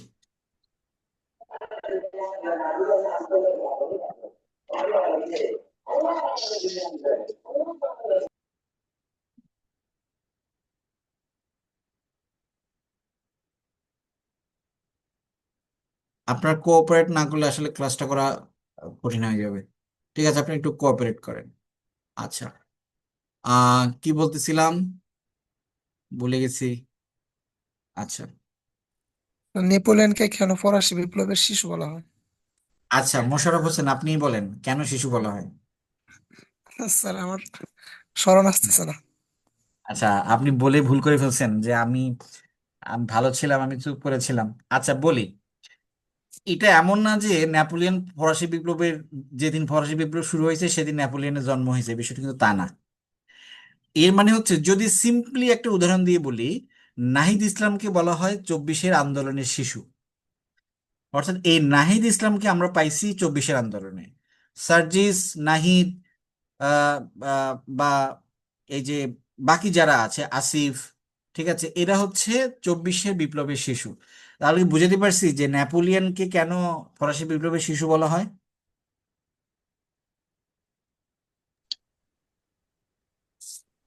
স্যার বয়স কম থাকার জন্য নাকি স্যার? না, না, না, আচ্ছা, এরপরে বলে বয়স কম না। দেখেন, এই বিপ্লবটা মূলত বিপ্লবের যে আউটকাম, এই আউটকাম হিসেবে একটা যোগ্য শাসক আমরা পাই। সে যোগ্য শাসক হচ্ছে নেপোলিয়ন। এখন ধরেন, এই যে 24-এর উত্থানের পর, এর পরবর্তী যদি এমন এমন একজন নেতা বের হয়ে আসে যে বাংলাদেশকে অনেক দূর পর্যন্ত নিয়ে যাবে, তাকে আমি কি বলবো? 24-এর বিপ্লবের আউটপুট না, 24-এর বিপ্লবের ফলাফল বলবো না তাকে আমরা? এই জন্যই শিশু বলা হয়েছে। হ্যাঁ, এই জন্য শিশু বলছে। এখন অনেকের ধারণা ওনার জন্ম ফরাসি বিপ্লবে, সে বাস্তিল দুর্গের ভিতরে জন্ম, এই কারণে ওনাকে ফরাসি বিপ্লবের শিশু বলে। বিষয়টা কি কতটা লজিক্যাল এবার চিন্তা করেন। মানে আপনারা জি যখন স্যার। ইতিহাস জানবেন, তখন একটু লজিক্যালি যখন ইতিহাসটা জানবেন, দেখবেন ইতিহাস আপনাদের ভালো লাগতেছে, পড়তে ভালো লাগতেছে, বুঝতে ভালো লাগতেছে। ঠিক আছে, ওকে। আহ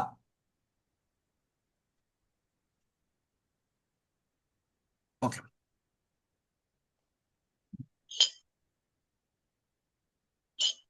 আচ্ছা, আমরা দেখি।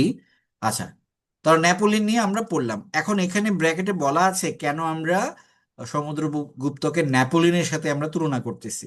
দেখেন, শক্তিমান মানে যুদ্ধ করবে এবং শত্রু নিপাত করবে, এটা কৌটিল্যের ভাষা।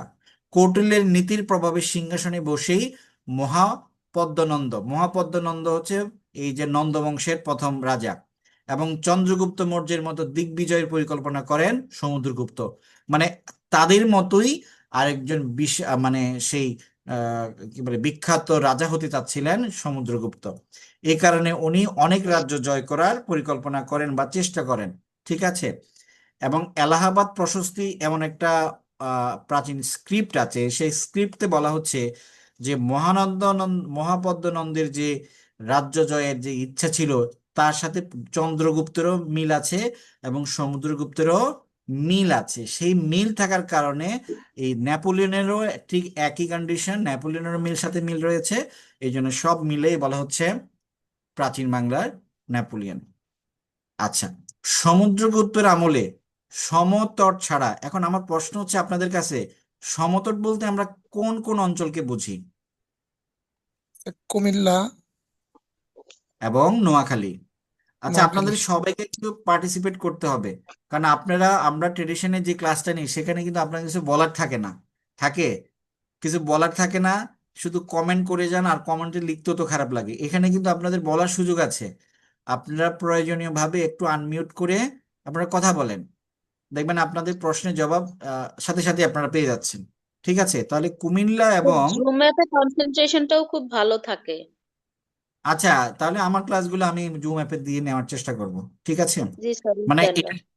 এটার সাথে আপনাদের একটু ইউজ টু করে নিচ্ছি আর কি, যেন যে কোনো প্রতিকূল পরিবেশে আপনারা খাপ খাইতে পারেন। তাহলে কুমিল্লা এবং নোয়াখালী এই অঞ্চলটাকে আমরা বলি মূলত সমতট। তাহলে গুপ্তদের আমলে তারা কিন্তু কুমিল্লা নোয়াখালী শাসন করে নাই। মানে আমরা যারা কুমিল্লা নোয়াখালী অঞ্চলে বসবাস করি তারা গুপ্ত শাসনের শাসিত হই নাই। আর এর বাইরে বা পুরো বাংলা গুপ্ত শাসনের অধীনে ছিল। এখন প্রশ্ন হচ্ছে, দেখেন মৌর্যদের সময়ও এই পুন্ড্রনগরের একটা কদর ছিল, তেমনি গুপ্তদের সময়ও এই পুন্ড্রনগর বা মহাস্থানগড় ছিল তাদের রাজধানী। ক্লিয়ার? এখন যদি প্রশ্ন আসে, একটু মনোযোগ দিয়ে শুনেন, যে পুন্ড্রনগর বা মহাস্থানগড় কোন আমলের রাজধানী ছিল। প্রশ্ন যদি এমন হয়, অপশনে যদি থাকে মৌর্য, অপশনে যদি থাকে গুপ্ত, তাহলে কিন্তু দুটোই হবে। ঠিক আছে? এটা যেমন গুপ্ত যুগেও ছিল, তেমনি এটা মৌর্য যুগেও ছিল। আচ্ছা, কেউ একজন প্রশ্ন করছে। আচ্ছা, টুম্পা, আর আপনি বলেন, টুম্পার কোনো প্রশ্ন আছে?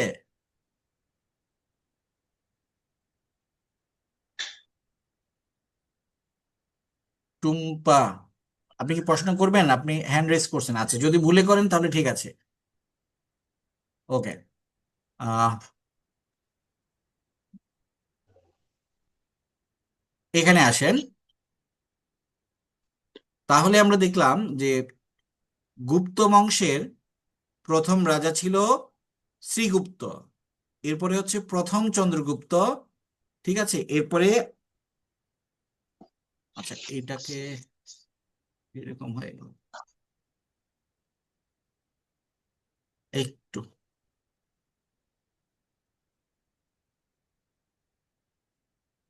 আচ্ছা, তাহলে আচ্ছা, এটা একটু চলবে। আচ্ছা, এর আগে আমরা গুপ্ত বংশের কাদের মধ্যে দেখছিলাম? এই গুপ্ত বংশ হচ্ছে শ্রীগুপ্ত, প্রথম চন্দ্রগুপ্ত, সমুদ্রগুপ্ত। আর এখন আমরা দেখব দ্বিতীয় চন্দ্রগুপ্তকে নিয়ে। ঠিক আছে, অর্থাৎ চতুর্থ গুরুত্বপূর্ণ শাসক। দ্বিতীয় চন্দ্রগুপ্তের বেলায় দেখি, ওকে, দ্বিতীয় চন্দ্রগুপ্তের বেলায় দেখি ওনার শাসনটা মূলত ছিল খ্রিস্টাব্দ, মানে যিশুর জন্মেরও পরে। খুব নোটেবল দেখেন, খুব নোটেবল দেখেন, যিশুর জন্ম এর আগে ছিল মৌর্য শাসন এবং এর পরে ছিল গুপ্ত শাসন। মাঝখানে কি ছিল? শুঙ্গ ছিল,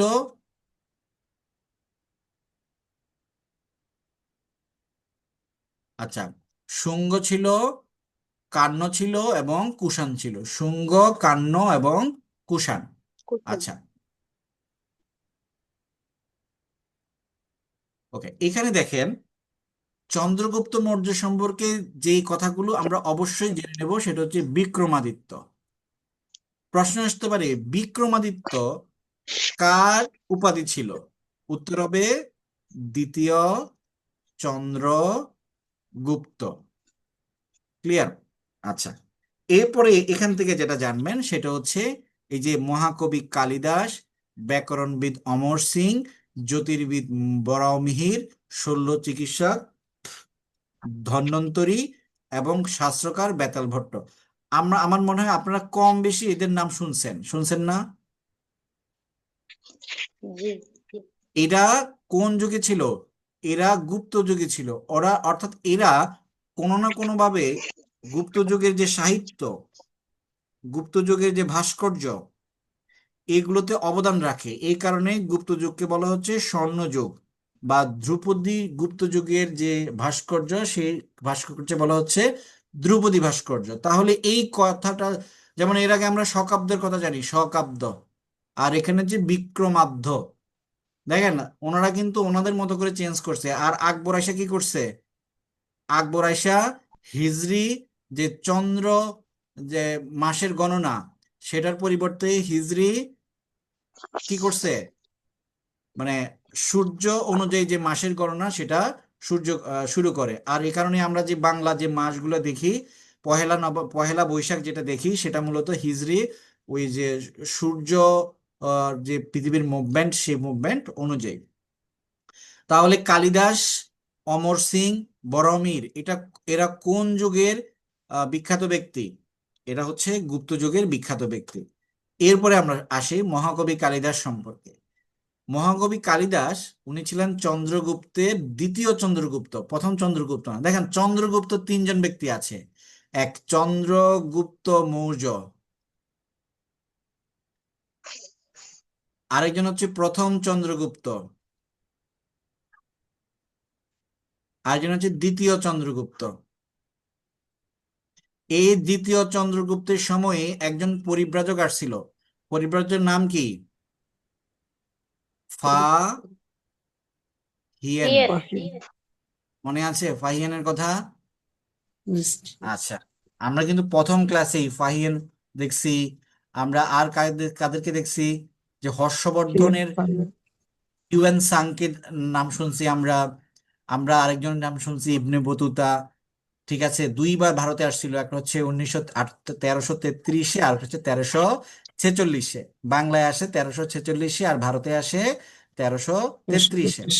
আচ্ছা, ওনার এগুলোকে আমরা একটু পড়ে নেব। সংস্কৃত ভাষার শ্রেষ্ঠ কবি, প্রশ্ন আসতে পারে সংস্কৃত ভাষার শ্রেষ্ঠ কবিকে এবং নাট্যকারকে। এই মহাকবি কালিদাসেরই একটা বিখ্যাত রচনা ছিল শকুন্তলম। শকুন্তলম, এই শকুন্তলম থেকেই আমরা আমরা একসময় পড়তাম শকুন্তলা। শকুন্তলা একটা আমরা রচনা পড়তাম, রচনা বলতে এক ধরনের পদ্য, গদ্য ছিল আর কি। তার দুটি মহাকাব্য হচ্ছে রঘুবংশ, কুমার সম্ভব। নাটক হচ্ছে এই যে মালবিকাগ্নিমিত্রম, এই যে শুঙ্গ বংশের মালবিকাগ্নিমিত্রম, এবং এই যে একটু আগে আমি বলছি অভিজ্ঞান শকুন্তলম, মেঘদূত এবং ঋতুসংহার। এগুলো একটু দেখে নেবেন, আমি দিয়ে দিব। আচ্ছা, আপনাদের এই প্রিপারেশন দিয়ে যেন আপনার ইন ফিউচারে যে কোনো জবের প্রিপারেশন কমপ্লিট করতে পারেন, সেটা আপনারা একটু খেয়াল রাখবেন। অমর সিং সম্পর্কে আমরা দেখি যে অমর সিং একটা অভিধান রচনা করে। অভিধানের বাংলা কি, ইংরেজি কি? ডিকশনারি। ডিকশনারি। অভিধান, ওই অভিধানটা ছিল একটা সংস্কৃত অভিধান। প্রশ্ন আসতে পারে প্রথম সংস্কৃত অভিধান বা সংস্কৃত অভিধানের রচয়িতা কে? প্রসিদ্ধ সংস্কৃত রচয়িতা অমর অমর সিং। ঠিক আছে। আচ্ছা, এরপরে আমরা দেখি বরমির ছিলেন মূলত একজন জ্যোতির্বিদ। ঠিক আছে। আচ্ছা, আপনারা ডাক ও খনার বচন নাম শুনছেন? ডাক ও খনার বচন। জি। জি স্যার। এই যে খনা, এই খনা কে ছিল? খনা মূলত এই বরাহমিহিরের ছেলের বউ ছিল। ও আচ্ছা। ঠিক আছে, বিখ্যাত সেই খনার বচন। আর ওনার বিখ্যাত গ্রন্থ হচ্ছে বৃহৎ সংহিতা। মানে খনার কাজটা কি ছিল? খনা মানে প্রকৃতি সম্পর্কে ভবিষ্যৎবাণী করত, যে কলা রোয় না কেটুপাত, কৃষি তাতেই বিষয়ক কাপড়। সম্পর্ক। হ্যাঁ, তাতেই কাপড় তাতেই ভাত। তাতেই ভাত। আচ্ছা, ওকে। এরপর হচ্ছে সর্বশেষ রাজা গুপ্ত যুগে, সেটা হচ্ছে কুমারগুপ্ত। আচ্ছা, কুমার সম্ভব, এই যে গ্রন্থটা, এই গ্রন্থটা একটু আগে আমরা দেখছিলাম যে মহাকবি কালিদাসের একটা বিখ্যাত রচনা হচ্ছে কুমার সম্ভব। তাহলে এই কুমার সম্ভব হচ্ছে একজন গুপ্ত রাজা, যার সম্পর্কে গুপ্ত যুগের বিখ্যাত কবি কালিদাস এই গ্রন্থটা রচনা করেন। আচ্ছা, এই জায়গাটা আমাদেরকে দেখতে হবে, নালন্দা বিহার। নালন্দা বিহার বা নালন্দা মহাবিহার। আচ্ছা, বিহার নিয়ে আমাদের অনেকের একটু কনফিউশন আছে যে বিহার বিষয়টা কি। আচ্ছা, আপনারা নিশ্চয়ই মাদ্রাসা কথাটা জানেন, আপনারা সবাই আশ্রম কথাটা জানেন। আশ্রম হচ্ছে হিন্দুদের ধর্মীয় শিক্ষালয়, আর মাদ্রাসা হচ্ছে মুসলমানদের ধর্মীয় শিক্ষালয়, আর বৌদ্ধদের যে ধর্মীয় শিক্ষালয় সেটা হচ্ছে বিহার। ক্লিয়ার? আচ্ছা, এখন এই নালন্দা হচ্ছে কোথায়? নালন্দা হচ্ছে বিহারের, মানে বিহার রাজ্যের মহাবিহার। এই বিহার রাজ্যটার নাম কি রাখেন? বিহার রাজ্যটার নাম রাখেন 1204 সালে এই যে ইখতিয়ার উদ্দিন মোহাম্মদ বিন বখতিয়ার খলজি, উনি মূলত বিহার নামটা রাখেন। এত বিহার উনি এই অঞ্চলে এসে এত বিহার দেখে যে সব জায়গায় শুধু বৌদ্ধদের বিহার, এই জন্য ওনার নাম হয়, এই এলাকাটার নাম দেন হচ্ছে বিহার। যেমন কুমিল্লাতে একটা বিহার আছে, সেটা হচ্ছে আনন্দ বিহার, আনন্দ বিহার এবং শালবন বিহার। এই দুটো কোথায়? এই দুটো হচ্ছে কুমিল্লায়। কুমিল্লা। আরেক আরেকটা হচ্ছে বাসু বিহার, আরেকটা আছে রূপবান বিহার। এই সবই কুমিল্লায়। ঠিক আছে। আচ্ছা, এরপরে আমরা দেখি গুপ্ত সাম্রাজ্যের ক্ষয়িষ্ণু সময়ে গণিতবিদ আর্যভট্ট। আপনাদের কাছে একটা ছোট প্রশ্ন, যে শূন্য আবিষ্কার করে কে?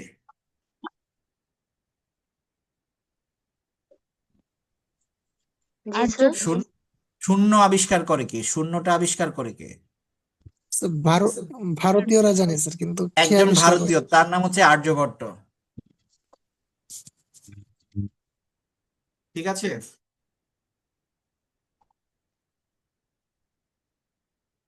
ওকে। এই আর্যভট্টই নালন্দা যে মহাবিহার, সেই নালন্দা মহাবিহারের ছাত্র ছিল। আচ্ছা, এই গুপ্ত সাম্রাজ্যটা স্যার কেন আমার একটি ভেঙে পড়ে? প্রশ্ন আছে। কোনটা? স্যার এই যে মাত্র বললেন আর্যভট্ট শূন্য আবিষ্কার করেন, হ্যাঁ, ওটা তো ব্রহ্মগুপ্ত না স্যার? উনি তো ভূমিকা রাখছিলেন, কিন্তু আবিষ্কার ব্রহ্মগুপ্ত করেছিলেন না? আমি ব্রহ্মগুপ্ত সম্পর্কে স্টিল নাও শুনি নাই। আপনি আর একটু দেখতে পারেন, হয়তো ভুল আমারও হইতে পারে। ঠিক আছে, আপনি আর একটু দেখে নিন। তবে জি আমার স্যার। যতটুকু মনে হচ্ছে আর্যভট্ট। ঠিক আছে। আচ্ছা, এখন জি। এই যে গুপ্তরা গুপ্তের সাম্রাজ্য কেন পতন হলো? এইখানে একটু দেখেন, হুনদের আক্রমণে। হুন কারা? হুন হচ্ছে চীন এবং মঙ্গোলিয়া অঞ্চলের একটা দুর্ধর্ষ জাতি। চীন এবং মঙ্গোলিয়া এই অঞ্চলের একটা দুর্ধর্ষ জাতি হচ্ছে হুন। এই হুন জাতির আক্রমণে কাদের কারা পরাজিত হয়? গুপ্তরা। এবার আসেন ফাহিয়ানের ঘটনা। এই ফাহিয়ান কখন আসছিল? এটা বারবার চেঞ্জ হচ্ছে। গুপ্তদের শাসন আমলে। আচ্ছা, এখানে একজন। আচ্ছা, আপনি আপনি যদি টুম্পাকে বলি, আপনি যদি মিউট করতে না পারেন সমস্যা নাই, তবে আপনি এমন একটা জায়গায় গিয়ে ক্লাস করেন যেখানে আসলে একটু সাউন্ড কম হয়। ঠিক আছে। ওকে, এটা নিয়ে তো টেনশনে ভোগার কিছু নেই। আচ্ছা। আচ্ছা, আপনাদের আজকে 10 মিনিট বেশি লাগতে পারে, যেহেতু মানে এই ক্লাসটা আমাদের এই মাধ্যমে নতুন, আমাদেরও একটু অ্যাডজাস্টমেন্টের বিষয় থাকে। ঠিক আছে, আজকে 10 মিনিট একটু বেশি দিতে হবে। জি আচ্ছা, স্যার। এখানে দেখি।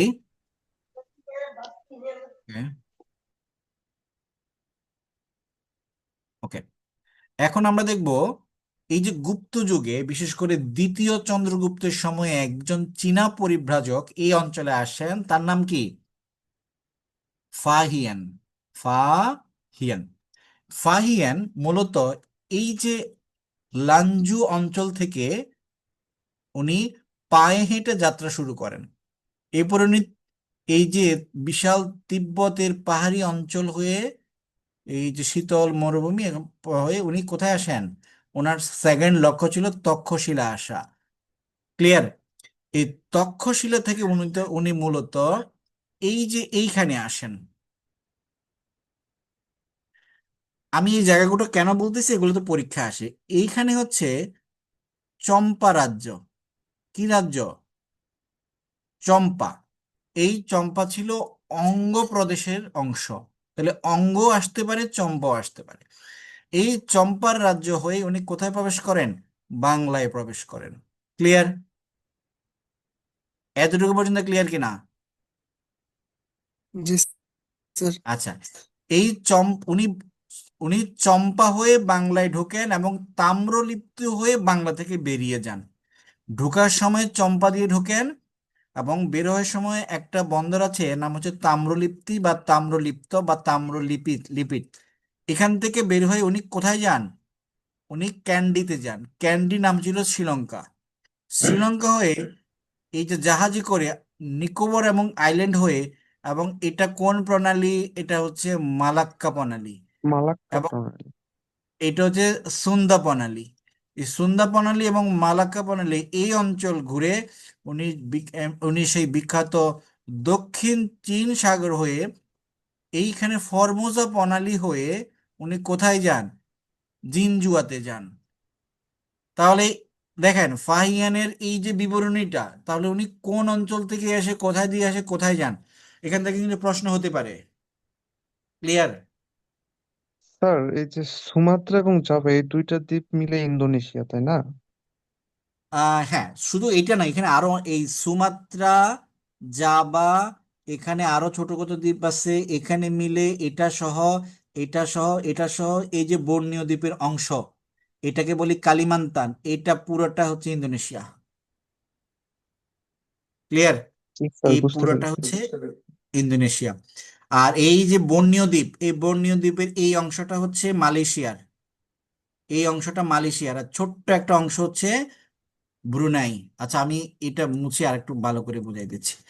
আচ্ছা, যেহেতু আপনি প্রশ্ন করছেন, এই ইন্দোনেশিয়া হচ্ছে সুমাত্রা, জাভা, এই ছোট ছোট সবগুলো, এখানে হচ্ছে তিমুর দ্বীপ, আর এখানে হচ্ছে নিউগিনি দ্বীপ, এটা হচ্ছে সুলাওসি দ্বীপ, আর এটা হচ্ছে বর্নিও দ্বীপের এই অংশ মিলে হচ্ছে এতটুকুই হচ্ছে ইন্দোনেশিয়া। আচ্ছা, ঠিক আছে। ধারণা দেয় হচ্ছে আর্যগুপ্ত, ব্যবহার করেন হচ্ছে ব্রহ্মগুপ্ত। ওকে, একটু কি ছিল এই যে বর্নিও দ্বীপ, এই বর্নিও দ্বীপের এই অংশটা হচ্ছে কালিমান্তান, আর এই এই অংশ বাদে আর বাকি অংশটা হচ্ছে মালয়েশিয়ার, এই অংশটা হচ্ছে ব্রুনাই। ঠিক আছে, ব্রুনাইয়ের রাজধানী হচ্ছে বন্দর সেরি বেগওয়ান, বন্দর সেরি বেগওয়ান, আর এটার রাজা হচ্ছে সুলতান। ওকে, এরপরে আমরা যাই। তাহলে ফাহিয়ানের বিষয়ে যে কথাগুলো আমাদের অবশ্যই মনে রাখতে হবে সেটা হচ্ছে উনি চৈনিক তীর্থযাত্রী ছিলেন, উনি কিন্তু পড়াশোনা করতে আসেন নাই। কিন্তু হিউয়েন সাং, হিউয়েন সাং উনি কিন্তু পড়াশোনা করতে আসছে। ঠিক আছে, উনি তীর্থযাত্রী ছিল না, উনি এখানে স্টুডেন্ট ছিল। উনি কোন সময়ে আসেন? দ্বিতীয় চন্দ্রগুপ্তের সময়ে আসেন। আর চৈনিক পরিব্রাজকের মধ্যে তিনিই প্রথম ভারতে আসেন। Very important question. চৈনিক পরিব্রাজকদের মধ্যে সর্বপ্রথম কে ভারতে আসেন? ফাহিয়ান। কার সময় আসেন? দ্বিতীয় চন্দ্রগুপ্তের সময় আসেন। তিনি কি ছিলেন? উনি কি তীর্থযাত্রী ছিলেন, নাকি উনি এখানে পড়াশোনা করতে আসেন? উনি তীর্থযাত্রী ছিলেন। আচ্ছা, কারো যদি কোনো কোশ্চেন থাকে একটু আনমিউট করে কোশ্চেন করলেই হবে, সমস্যা না, হাত রেজ করা লাগবে না। ঠিক আছে, ওকে, এরপরে স্যার আসি। নালন্দা স্যার নালন্দা বিহার সম্পর্কে একটু বললেন, প্রতিষ্ঠাতা সম্পর্কে। আচ্ছা, নালন্দা বিহারের প্রতিষ্ঠাতা একটু আগে আমি বলছিলাম কুমারগুপ্ত।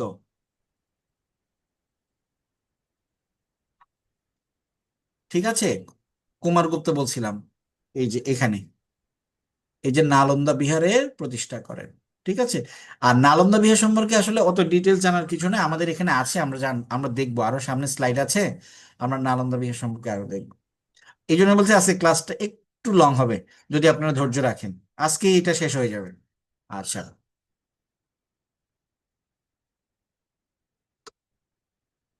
আচ্ছা, তো ফাহিয়ান সম্পর্কে আমরা এই ধারণাগুলো রাখবো। আচ্ছা, ফাহিয়ান সম্পর্কে আরেকটা ধারণা হচ্ছে, আহ আচ্ছা, এটা না,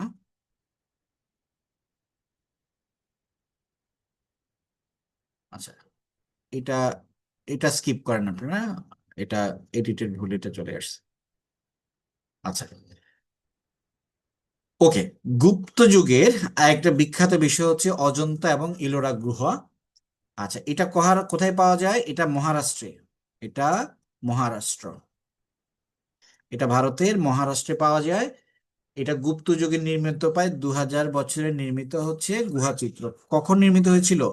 গুপ্ত যুগে। প্রশ্ন আসতে পারে অজন্তা এবং ইলোরা গুহা চিত্র কোন যুগে নির্মিত হয়? এটা হচ্ছে গুপ্ত যুগে নির্মিত হয়। এটা কেমন?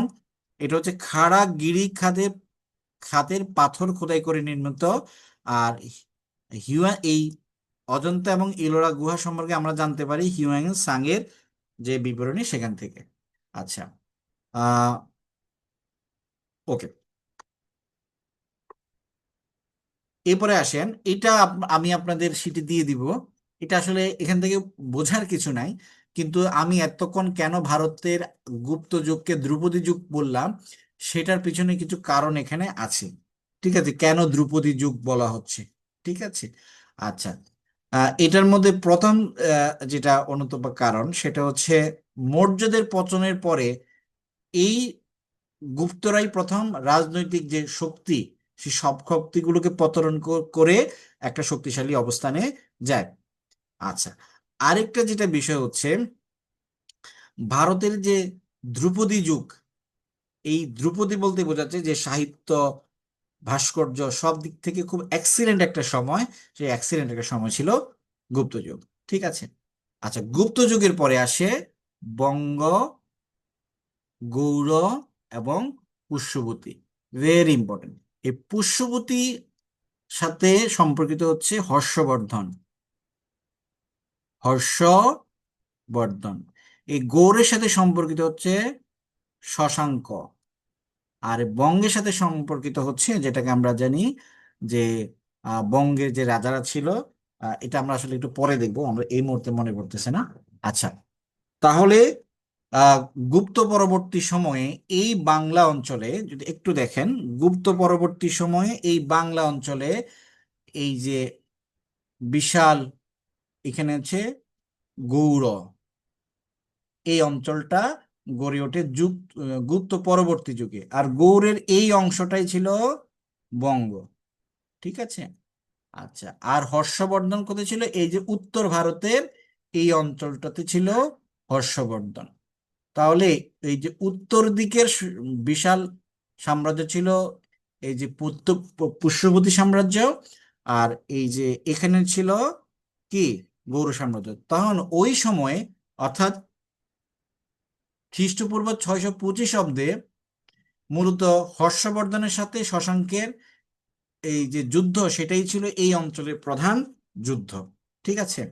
আচ্ছা, এরপরে আমরা দেখি স্বাধীন বঙ্গ ও গৌড় রাজ্য। তাহলে তিনটা রাজ্য ছিল, এক পুষ্যবতী, এদিকে গৌড়, গৌড়ের নিচে হচ্ছে বঙ্গ। ক্লিয়ার? ওকে। গুপ্ত ওকে, গুপ্ত বংশের পতনের পর, অর্থাৎ গুপ্তের পতন হয় 650 খ্রিস্টাব্দে। এরপরে এই বাংলা অঞ্চলে দুটি রাজ্যের উদ্ভব হয়, একটা হচ্ছে বঙ্গরাজ্য, একটা হচ্ছে গৌড় রাজ্য। বঙ্গরাজ্যটা কোনটা? এটা, এদিকে ভাগীরথী, এদিকে পদ্মা, এদিকে ব্রহ্মপুত্র, আর এদিকে মেঘনা। আর এখানে বিশেষ করে বিহারকে কেন্দ্র করে, সরি, এই মানে মালদা, তারপরে হচ্ছে মুর্শিদাবাদ, এই অঞ্চলকে কেন্দ্র করে যেটা, সেটা হচ্ছে গৌড়। এরপরে দেখি বঙ্গটা, অর্থাৎ এই বঙ্গরাজ্য দক্ষিণ পূর্ব ও পশ্চিম বাংলার দক্ষিণাঞ্চল। এটা হচ্ছে পশ্চিম বাংলার দক্ষিণাঞ্চল, আর এটা হচ্ছে দক্ষিণ পূর্ব বাংলা। ঠিক আছে। অর্থাৎ যদি আমি লোকেশনটা দেখি, ভাগীরথী ও পদ্মা নদীর মধ্যবর্তী এই অঞ্চলটা। আর এইটা একটু আগে বলতে চাইছিলাম, স্বাধীন রাজা কে ছিল? আচ্ছা, এটাকে যদি আমি বলি পুষ্যবতী, এটাকে যদি বলি আমি গৌড়, এবং এটাকে যদি বলি আমি বঙ্গ, তাহলে এই বঙ্গের স্বাধীন রাজা কারা ছিল? এরা, গোপচন্দ্র, এরপরে আসে ধর্মাদিত্য, এরপরে আসে সমাচারদেব। সবাই একটা উপাধি নেয়, সেটা হচ্ছে মহারাজা ধীরাজ। এর আগে কিন্তু একজন রাজা মহারাজা ধীরাজ উপাধি নিয়েছিল, সে ইনি হচ্ছেন প্রথম চন্দ্রগুপ্ত। প্রথম চন্দ্রগুপ্ত। ঠিক আছে। এরপরে আমরা দেখি স্বাধীন গৌড় রাজ্য। এটার অবস্থানটা কোথায় ছিল? এইটা ছিল স্বাধীন এটা ছিল স্বাধীন গৌড় রাজ্য। তাহলে এটার অবস্থানটা কোথায় ছিল? বাংলার পশ্চিম এবং উত্তরাঞ্চল। আর এই গৌড় রাজ্যের একজন শক্তিশালী শাসক ছিলেন শশাঙ্ক, যিনি তার প্রথম জীবনে কি ছিলেন? সামন্ত ছিলেন বা মহাসামন্ত। ঠিক আছে। সমাচার দেবের রাজত্বকালের শেষের দিকে, অর্থাৎ বঙ্গ যখন পতন হয়, তখনই কার উত্থান হয়? গৌড়ের উত্থান হয়। যখন এই যে বঙ্গ যখন অবক্ষয়ের দিকে চলে যায়, তখন উত্থান হয় কার? গৌড়ের। তখন মূলত ফাইটটা কার মধ্যে হয়? এই যে পুষ্যবতী এবং গৌড়, এই দুইটার মধ্যে হয়, অর্থাৎ শশাঙ্ক এবং হর্ষবর্ধনের মধ্যে হয়। ঠিক আছে। আচ্ছা, এরপর দেখেন 606 খ্রিস্টাব্দে প্রাচীন বাংলার জনপদগুলোকে গৌড় নামে, অর্থাৎ ইনক্লুডিং বঙ্গ সহ, এটার নাম দেন কি?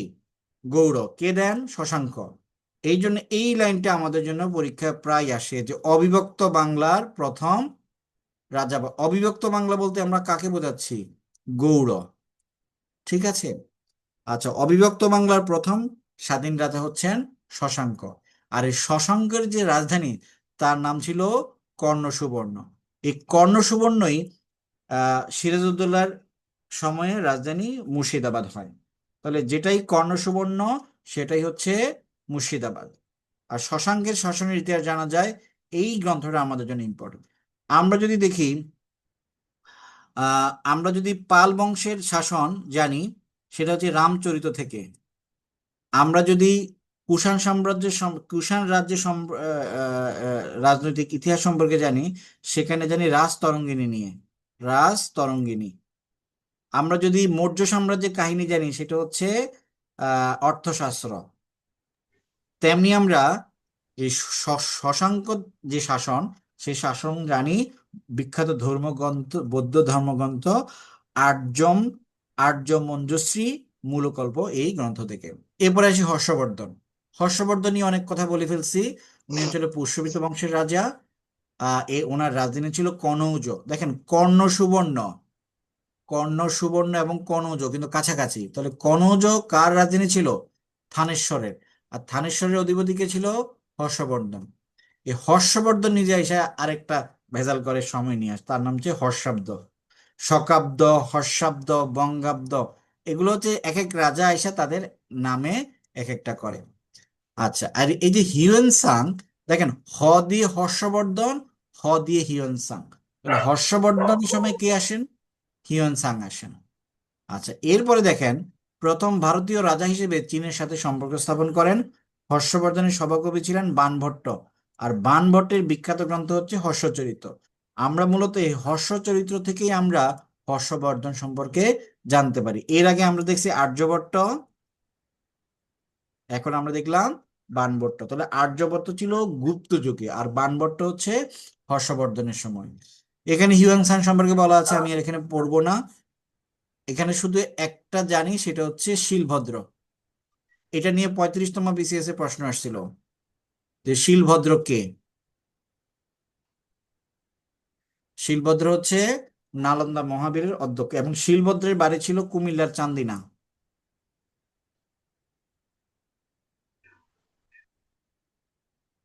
আর অতীশ দীপঙ্কর, অতীশ দীপঙ্করের বাড়ি হচ্ছে মুন্সিগঞ্জের বজ্রযোগিনী, বজ্রযোগিনী। ক্লিয়ার? আচ্ছা, এটা হচ্ছে সেই বিখ্যাত নালন্দা মহাবিহার। ঠিক আছে, এই বিখ্যাত নালন্দা মহাবিহার। আচ্ছা, এই নালন্দা মহাবিহার সম্পর্কে আমরা দেখি, এখানে নাগার্জুন ছিলেন, যিনি সবচেয়ে প্রভাবশালী বৌদ্ধ দার্শনিক ছিলেন। আর্যদেব ছিলেন, শিলভদ্র ছিলেন, ধর্মপাল ছিলেন, অতীশ দীপঙ্কর ছিলেন। ঠিক আছে, এটা আপনারা একটু রিড আউট করে নিন। আচ্ছা, এরপরে আসে মাৎসন্যায়। মাৎসন্যায় মানে হচ্ছে, দেখেন মাৎসন্যায়টা কখন ঘটে? যখন গুপ্ত সাম্রাজ্যের পতন হয়, তখন এই অঞ্চলটা মূলত 3টে শাসনে বিভক্ত হয়ে যায়। 1 গৌড়, 2 হচ্ছে পুষ্যবতী। আচ্ছা, এটা একটু ডিলিট করি, এখানে পুষ্যবতী না লিখি। গৌড়, বঙ্গ এবং পুষ্যবতী। কিন্তু বঙ্গের যখন রিজলভ হয়ে যায়, তখন বঙ্গ আর পুষ্যবতী এক হয়ে যায়। তখন এটা শাসক কে থাকে? শশাঙ্ক। আর পুষ্যবতী শাসক কে থাকে? হর্ষবর্ধন। এই দুইজনের মধ্যে পুরো ভারতকে নিয়ন্ত্রণ করার জন্য প্রচন্ড স্নায়বিক এবং শারীরিক যুদ্ধ হয়। কিন্তু শশাঙ্কের মারা যাওয়ার পরে, শশাঙ্ক মারা যান 637। এরপরে হর্ষবর্ধন মূলত এই অঞ্চলের ক্ষমতায় চলে আসে। কিন্তু হর্ষবর্ধন যখন 647-এ 10 বছর পর মারা যান, হর্ষবর্ধনের কোনো সন্তান থাকে না। তখনই এই অঞ্চলটা বৃহৎ একটা নেতৃত্বের ঘাটতিতে ভোগে। এই নেতৃত্বের ঘাটতিতেই হচ্ছে মাৎসন্যায়। তাহলে মাৎসন্যায় বলতে আমরা কি বুঝি? এই অঞ্চলে ছোট ছোট ছোট ছোট যে জমিদারগুলো বড় জমিদারদের আক্রোশের শিকার হতো, এবং তারা তাদের ছোট জমিদারগুলো হারিয়ে ফেলতো, এগুলো হচ্ছে মাৎসন্যায়। আচ্ছা, তো মাৎসন্যায় বলতে মূলত আমরা, এক্সকিউজ মি, একটু মিউট করতে হবে। এত জোরে হাই দিলে তো বাকিরা আরো ঘুমিয়ে যাবে। দেখেন, 650 থেকে 750, তাহলে 650 কে বলি আমরা 7ম শতাব্দী, আর 750 হচ্ছে অষ্টম শতাব্দী। এই সময়ের যে কোনো শাসক ছিল না, সেটাই হচ্ছে মাৎসন্যায়। এই মাৎসন্যায় সম্পর্কে আমরা জানতে পারি কোথায়? সন্ধ্যাকর নন্দীর রামচরিত এই গ্রন্থ থেকে। আজকে আমরা একটু পর্যন্তই, মোস্ট প্রবলি আর একটা আমাদের অংশ আছে। আচ্ছা, এরপরে হচ্ছে পাল যুগ। আমরা কি এটা শেষ করে দিই, দ্রুত শেষ করব। এই পাল যুগটা এই অঞ্চলে ছিল, ঠিক আছে, এই অঞ্চলে। এবং পাল যুগের সময়ে এই তিনটা শক্তির, এটাকে বলে ত্রিশক্তির যুদ্ধ। এখানে ছিল গুজরাট প্রতিহার, ওনারা এই অঞ্চল দখল করতে চাইছিল। আর পালরা এই অঞ্চল দখল করতে চাইছিল। আর একটা হচ্ছে রাজপুত, যারা তারা এই অঞ্চল দখল করতে চাইছিল। সুতরাং এমন একটা জায়গা আছে, তিনজন মানে সবারই মুড অফ কনফ্লিক্ট এক জায়গায় আসছে, সেটাকে বলে ত্রিপক্ষীয় যুদ্ধ। আচ্ছা, পাল যুগ সম্পর্কে আপনারা অনেক ভালো জানেন। আমি কিছু কিছু বিষয় এখানে খুব সংক্ষিপ্ত আকারে বলার চেষ্টা করব। আচ্ছা, এখানে যেটা দেখবেন এটা, যে পাল রাজারা সর্বপ্রথম এই অঞ্চলটাকে 400 বছর শাসন করে। এবং এই পাল শাসনই হচ্ছে প্রথম বংশানুক্রমিক শাসন। পাল রাজারা ধর্মী ছিল বৌদ্ধ, আর পাল রাজাদের পিতৃ বা জনকবু ছিল বরেন্দ্র। এখানেই একটা বিদ্রোহ হয়, নাম হচ্ছে কৈবর্ত বিদ্রোহ। কৈবর্ত বিদ্রোহ। প্রথম রাজা ছিলেন গোপাল। গোপালের পরে, গোপাল থেকে আসলে তেমন কিছু আসে না, সবচেয়ে বেশি আসে ধর্মপাল থেকে। কেন ধর্মপাল থেকে আসে? কারণ ধর্মপালের উপাধি হচ্ছে বিক্রমশীল। উনি পাল বংশের শ্রেষ্ঠ রাজা, এবং উনি একই সাথে সোমপুর বিহার প্রতিষ্ঠা করেন। প্রশ্ন হচ্ছে, নালন্দা বিহার কে প্রতিষ্ঠা করেন এবং সোমপুর বিহার কে প্রতিষ্ঠা করেন? সোমপুর বিহারের আরেক নাম হচ্ছে পাহাড়পুর বিহার, এটা হচ্ছে নওগাঁতে। নালন্দা বিহার কুমারগুপ্ত, সোমপুর বিহার বা পাহাড়পুর বিহার হচ্ছে ধর্মপাল। ঠিক আছে, এটা হচ্ছে সেই সোমপুর বিহার বা পাহাড়পুর বিহার নওগাঁতে। এটা হচ্ছে বিক্রমশীল বিহার ভাগলপুর, এটা পশ্চিমবঙ্গের ভাগলপুরে বিক্রমশীল বিহার। আচ্ছা আচ্ছা, এখানে পাল বংশের আরো কয়েকজন রাজা সম্পর্কে বলা আছে, দেবপাল এবং মহিপাল। এই মহিপালের সময় বৌদ্ধদের একটা গ্রন্থ রচিত হয়, তার নাম হচ্ছে অষ্টসাহসিকা প্রজ্ঞাপারমিতা। মূলত এটা তালপাতার উপরে লেখা। যেমন আমরা চর্যাপদের কথা জানি, এটা চর্যাপদের মতোই, কিন্তু চর্যাপদ কিছু কবিতা ছিল, ঠিক আছে, অপনমাংসে হরিণা বৈরী। কিন্তু অষ্টসাহসিকা প্রজ্ঞাপারমিতাতে মূলত চিত্র ছিল। তাহলে অষ্টসাহসিকরা প্রজ্ঞাপারমিতা আর চর্যাপদ একই ক্লাসের। এখানে কবিতা ছিল আর এখানে চিত্র ছিল। আর প্রথম মহিপাল দিনাজপুরে মহিপাল দিঘি আর মুর্শিদাবাদে মহিপাল সাগর প্রতিষ্ঠা করেন। এটা হচ্ছে সেই অষ্টসাহসিকরা প্রজ্ঞাপারমিতা, ওই যে চিত্র সম্বলিত বইটা। এরপরে আসে মহিপাল। মহিপালের সময় যেটা হয়েছিল সেটা হচ্ছে কৈবর্ত আন্দোলন। ঠিক আছে, কৈবর্ত মানে শুধু জেলেকে বোঝায় না, জেলে, কৃষক, শ্রমজীবী সবাইকে একসাথে কি বোঝায়? কৈবর্তকে বোঝায়। আর এই কৈবর্তের যে আন্দোলন, সেটার যে নেতার নাম ছিল দিব্য বা দিব্যক। ঠিক আছে, এরপরে আমরা রামপাল সম্পর্কে দেখব। ঠিক আছে, এগুলো আমরা স্কিপ করতে পারি। সর্বশেষ ছিল মদন পাল। এই মদন পালের পরেই এই যে কুমিল্লা সমতল অঞ্চলে একটা রাজবংশ আসে, সেটার নাম হচ্ছে খড়গ বংশ। এই খড়গ বংশের আহ খুব একটা সিগনিফিকেন্ট কিছু না, এগুলো শুধুমাত্র হিস্ট্রিটাকে পড়ার জন্য আমি এখানে দিয়ে দিছি, আপনারা একটু দেখবেন। এরপরে আসে দেব বংশ। দেব বংশটা ইম্পর্টেন্ট কুমিল্লার জন্য। যেমন এখানে দেব বংশের নাম হলো শালবন বিহার, ঘোষ বিহার, ইটাখোলা বিহার, রূপবান বিহার, এগুলা প্রতিষ্ঠিত হয়। তো কুমিল্লা কেন্দ্রিক যেটা, সেটা হচ্ছে শালবন বিহার। এবং কুমিল্লা বংশের কুমিল্লাতে প্রথমে ছিল খড়গ বংশ, তো পরে হচ্ছে দেব বংশ, পরে হচ্ছে চন্দ্র বংশ। আচ্ছা, এই চন্দ্র বংশের রাজত্বকালেই পাল রাজবংশ ছিল। সেটা আরেকটা পাল, সেটা আগের পাল না। এই পাল বংশটা ছিল বিক্রমপুরে। ঠিক আছে, আচ্ছা,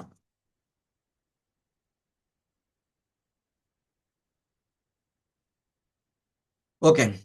এখানে দেখেন, এই যে কুমিল্লার ময়নামতি, এটা মূলত এই চন্দ্রগুপ্ত চন্দ্র রাজবংশের আমলে। এটা আপনারা একটু পড়ে নেবেন। কিছু কিছু জিনিস আমি স্কিপ করতেছি, রিড আউট করতে পারেন। সেন যুগে বাংলা কতটুকু ছিল? সেন যুগে জাস্ট এই অংশটুকু ছিল, অনেক কমে গেছে ধীরে ধীরে। ঠিক আছে, এরপরে দেখেন সেনদের মধ্যে প্রথম সেন সামন্ত সেন। ঠিক আছে, অনেক কোথা থেকে আসেন?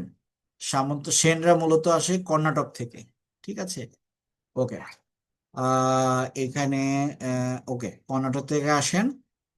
এরপর আসে বিজয় সেন। বিজয় সেন হচ্ছে উম, এটা সেন বংশের সর্বশেষ রাজা।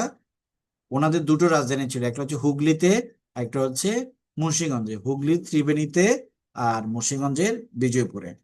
বল্লাল সেন সম্পর্কে মোস্ট ইম্পর্টেন্ট, বল্লাল সেন প্রশ্ন, ঢাকেশ্বরী মন্দির নিয়ে প্রশ্ন আসে বল্লাল সেন নিয়ে। বল্লাল সেনের আরেকটা সিগনিফিকেন্ট হচ্ছে কৌলিন্য প্রথা, মানে হচ্ছে এই যে আহ, ব্রাহ্মণ শূদ্র ক্ষত্রিয় বৈশ্য এগুলা উনি করেন বল্লাল সেন। তার দুটো বই আছে, একটা হচ্ছে দান সাগর, একটা হচ্ছে অদ্ভুত সাগর। অদ্ভুত সাগর বইটা উনি লিখে যেতে পারেন নাই, ওনার সন্তান লক্ষণ সেন সেটা সমাপ্ত করেন। আচ্ছা, লক্ষণ সেনের ব্যাপারে দেখেন, লক্ষণ সেন ছিলেন একজন বুড়ো রাজা, কারণ তার বাবা বল্লাল সেন অনেক দিন ক্ষমতায় থাকার কারণে উনি মূলত অনেক বয়স্ক অবস্থায় উনি ক্ষমতায় বসেন। এবং উনি সেন বংশের সর্বশেষ রাজা ছিলেন। 1204 খ্রিস্টাব্দে উনি মোহাম্মদ বখতিয়ার খজলির নিকট পরাজিত হন এবং নদিয়া উনি হাতছাড়া হয়ে যায়। নদিয়া হাতছাড়া হয়ে যাওয়ার পর উনি মুন্সিগঞ্জের বিক্রমপুরে চলে আসেন। সেখান পর্যন্ত কিছুদিন উনি শাসন করেন। ঠিক আছে, এখানে খলজি সম্পর্ক কিছু কথা বলা আছে। এরপর আসে লক্ষণ সেন। লক্ষণ সেনের পরে আসে, এখন এখানে একটা বিশাল ফ্যাক্টর আছে, যদি বলে আহ সেন বংশের সর্বশেষ স্বাধীন রাজাকে, তাহলে লক্ষণ সেন।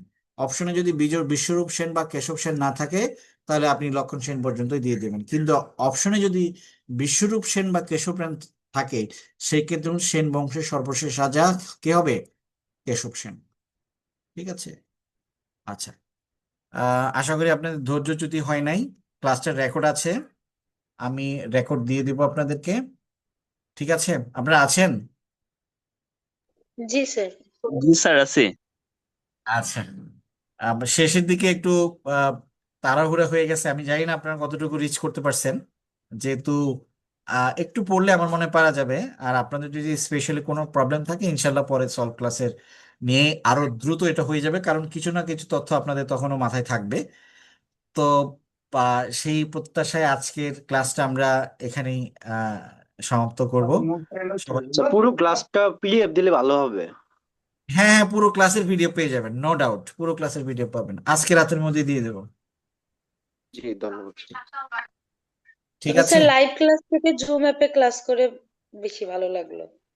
আচ্ছা আচ্ছা। আপনাদের যদি পজিটিভ রেসপন্স থাকে, তাহলে আমরা যারা কর্তৃপক্ষ আছে তাদের কাছে বলবো যে বিষয়টাকে যদি আপনারা ওইভাবে নেন, তাহলে আমাদের যেহেতু স্টুডিও আছে, আপনারা স্টুডিওতে কিছু ক্লাস করবেন, এখানেও করবেন। ঠিক আছে, একটু কম্বাইনে থাকবে, যেহেতু স্টুডিও আমাদের একটা পার্মানেন্ট সেট আপ, সেটা তো ইনশাল্লাহ সেটাও তো নিয়ে করবো। ঠিক আছে, জি স্যার। আর আপনাদের যদি কোনো প্রশ্ন থাকে তাহলে করতে পারেন, আর যদি প্রশ্ন না থাকে তাহলে আমরা আজকের লাইভ ক্লাসটা এখানে শেষ করব। আপনারা প্রশ্ন করেন, শেষ করব সেটা পরে বলি। যদি কোনো কোশ্চেন থাকে আপনারা বলেন, মানে প্রস্তুতি নিয়ে যদি কোনো প্রশ্ন থাকে, যে স্যার পড়বো কিভাবে বা কোন বিষয়গুলো পড়বো, সেটা নিয়ে যদি কোন, অনেকেরই কনফিউশন আছে, আমাকে অনেকেই বলে যে স্যার কোন বইটা পড়বো, কতটুকু পড়বো। আর এটা যদি এখন যদি না হয়, ঠিক আছে, ইন দ্য ফার্দার আপনারা এটা নিয়ে আমার সাথে যোগাযোগ করতে পারেন। ঠিক আছে, তো সেই প্রত্যাশায় আজকে আসলে লাইভ স্যার ক্লাস। সব বিষয়ে সব সাবজেক্টই তো পড়ার প্রেশার অনেক, কোনটা হুম, কতটুকু পড়বো প্রতিদিন সব সাবজেক্ট টাচ করতে গিয়েও একটু কষ্টই হচ্ছে দেখেন, এদিকে। মূল বিষয়টা হচ্ছে আপনার শরীর এবং স্বাস্থ্য ঠিক রেখে যতটুকু আপনার পক্ষে পড়া সম্ভব ততটুকু পড়বেন। বিষয়টা হচ্ছে এটা, মানে আপনি যদি জি স্যার। আপনার আপনার আপনার ধরেন আপনার দুইটা দুইটা গরু আছে, সেই দুইটা গরু দিয়ে আপনি হাল চাষ করবেন। এখন ওইটার প্রতি আপনি যদি এতই নির্দয় হন, সেই সকাল থেকে শুরু করে রাত 12টা পর্যন্ত তাকে দিয়ে হাল চাষ করেন, তাহলে তার কাছ থেকে আপনি কি আশা করেন? তাই না? সে কতটুকু আউটপুট আপনাকে দিতে পারবে, কোয়ালিটি জি আউটপুট স্যার। দিতে পারবে? তার যেমন রেস্ট প্রয়োজন, আপনারও রেস্ট প্রয়োজন, আপনার মেমোরিরও রেস্ট প্রয়োজন, ব্রেনেরও রেস্ট প্রয়োজন। এই ন্যূনতম রেস্টটা দিয়ে স্বাভাবিক জীবন যাপন করে যতটুকু পড়া যায়, আলহামদুলিল্লাহ, মানে আপনি এতটুকুই পড়েন না। খুব প্রেশার নেওয়ার দরকার নাই। সব সময় মাথার ভিতরে রাখবেন না এই করতে হবে সেই করতে হবে, এটা রাখলে কি হবে? আপনার জীবনের শক্তিটা নষ্ট হয়ে যাবে, আপনার উদ্যমটা নষ্ট হয়ে যাবে। ডেফিনেটলি আপনি পড়বেন, কিন্তু একটা রিদম নিয়ে পড়বেন, আপনি একটা আশা নিয়ে পড়বেন। আপনি কখনো হতাশা নিয়ে পড়বেন না যে আমি সব শেষ, আমি জীবনে আর কি করব, এগুলো নিয়ে কখনো ভাববেন না, কারণ প্রত্যেকের জীবনেই কষ্ট আছে। আপনি কি এমন একজন মানুষকে দেখাতে পারবেন যে কষ্ট ছাড়া? প্রত্যেকের জীবনেই অনেক না পাওয়া আছে। আপনি কি দেখাতে পারবেন যে আমি সবচেয়ে দুঃখী মানুষ, সেই সবচেয়ে সুখী মানুষ? এরকম কোনো মানুষ নাই, এরকম হয়ও না। ঠিক আছে, মানুষ সবাই সবার কষ্টটাকে আসলে খুব প্রায়োরিটি দেয়, এটাই স্বাভাবিক। ঠিক আছে, সুতরাং সবারই কষ্ট আছে, সবারই না পাওয়া আছে। এই না পাওয়া এবং কষ্টের মাঝেই আগামী 6 মাস বা আগামী 3 মাস আপনার জীবনের অ্যাসিড টেস্ট আপনি ভালো করে পড়েন। দেখবেন গতকালকে একটা পরীক্ষার রেজাল্ট দিছে, এমনই এক শুভক্ষণে হয়তো আপনার নামও চলে আসবে। আপনি বিশ্বাসও করতে পারবেন না যে ওই ওই ফলাফলে, চূড়ান্ত ফলাফলে আপনার নাম আসছে, কিন্তু আসছে। একদিন না 2 দিন, 3 দিন, তৃতীয় দিন ঠিকই আপনার বিশ্বাস হবে। সুতরাং ওই বিশ্বাসটা রেখে পড়াশোনা করে যান, ইনশাল্লাহ। আপনারা যারাই মনোযোগ দিয়ে পড়েন, একাগ্রতা দিয়ে পড়েন, সবাই সফল হবেন। ঠিক আছে। জি স্যার।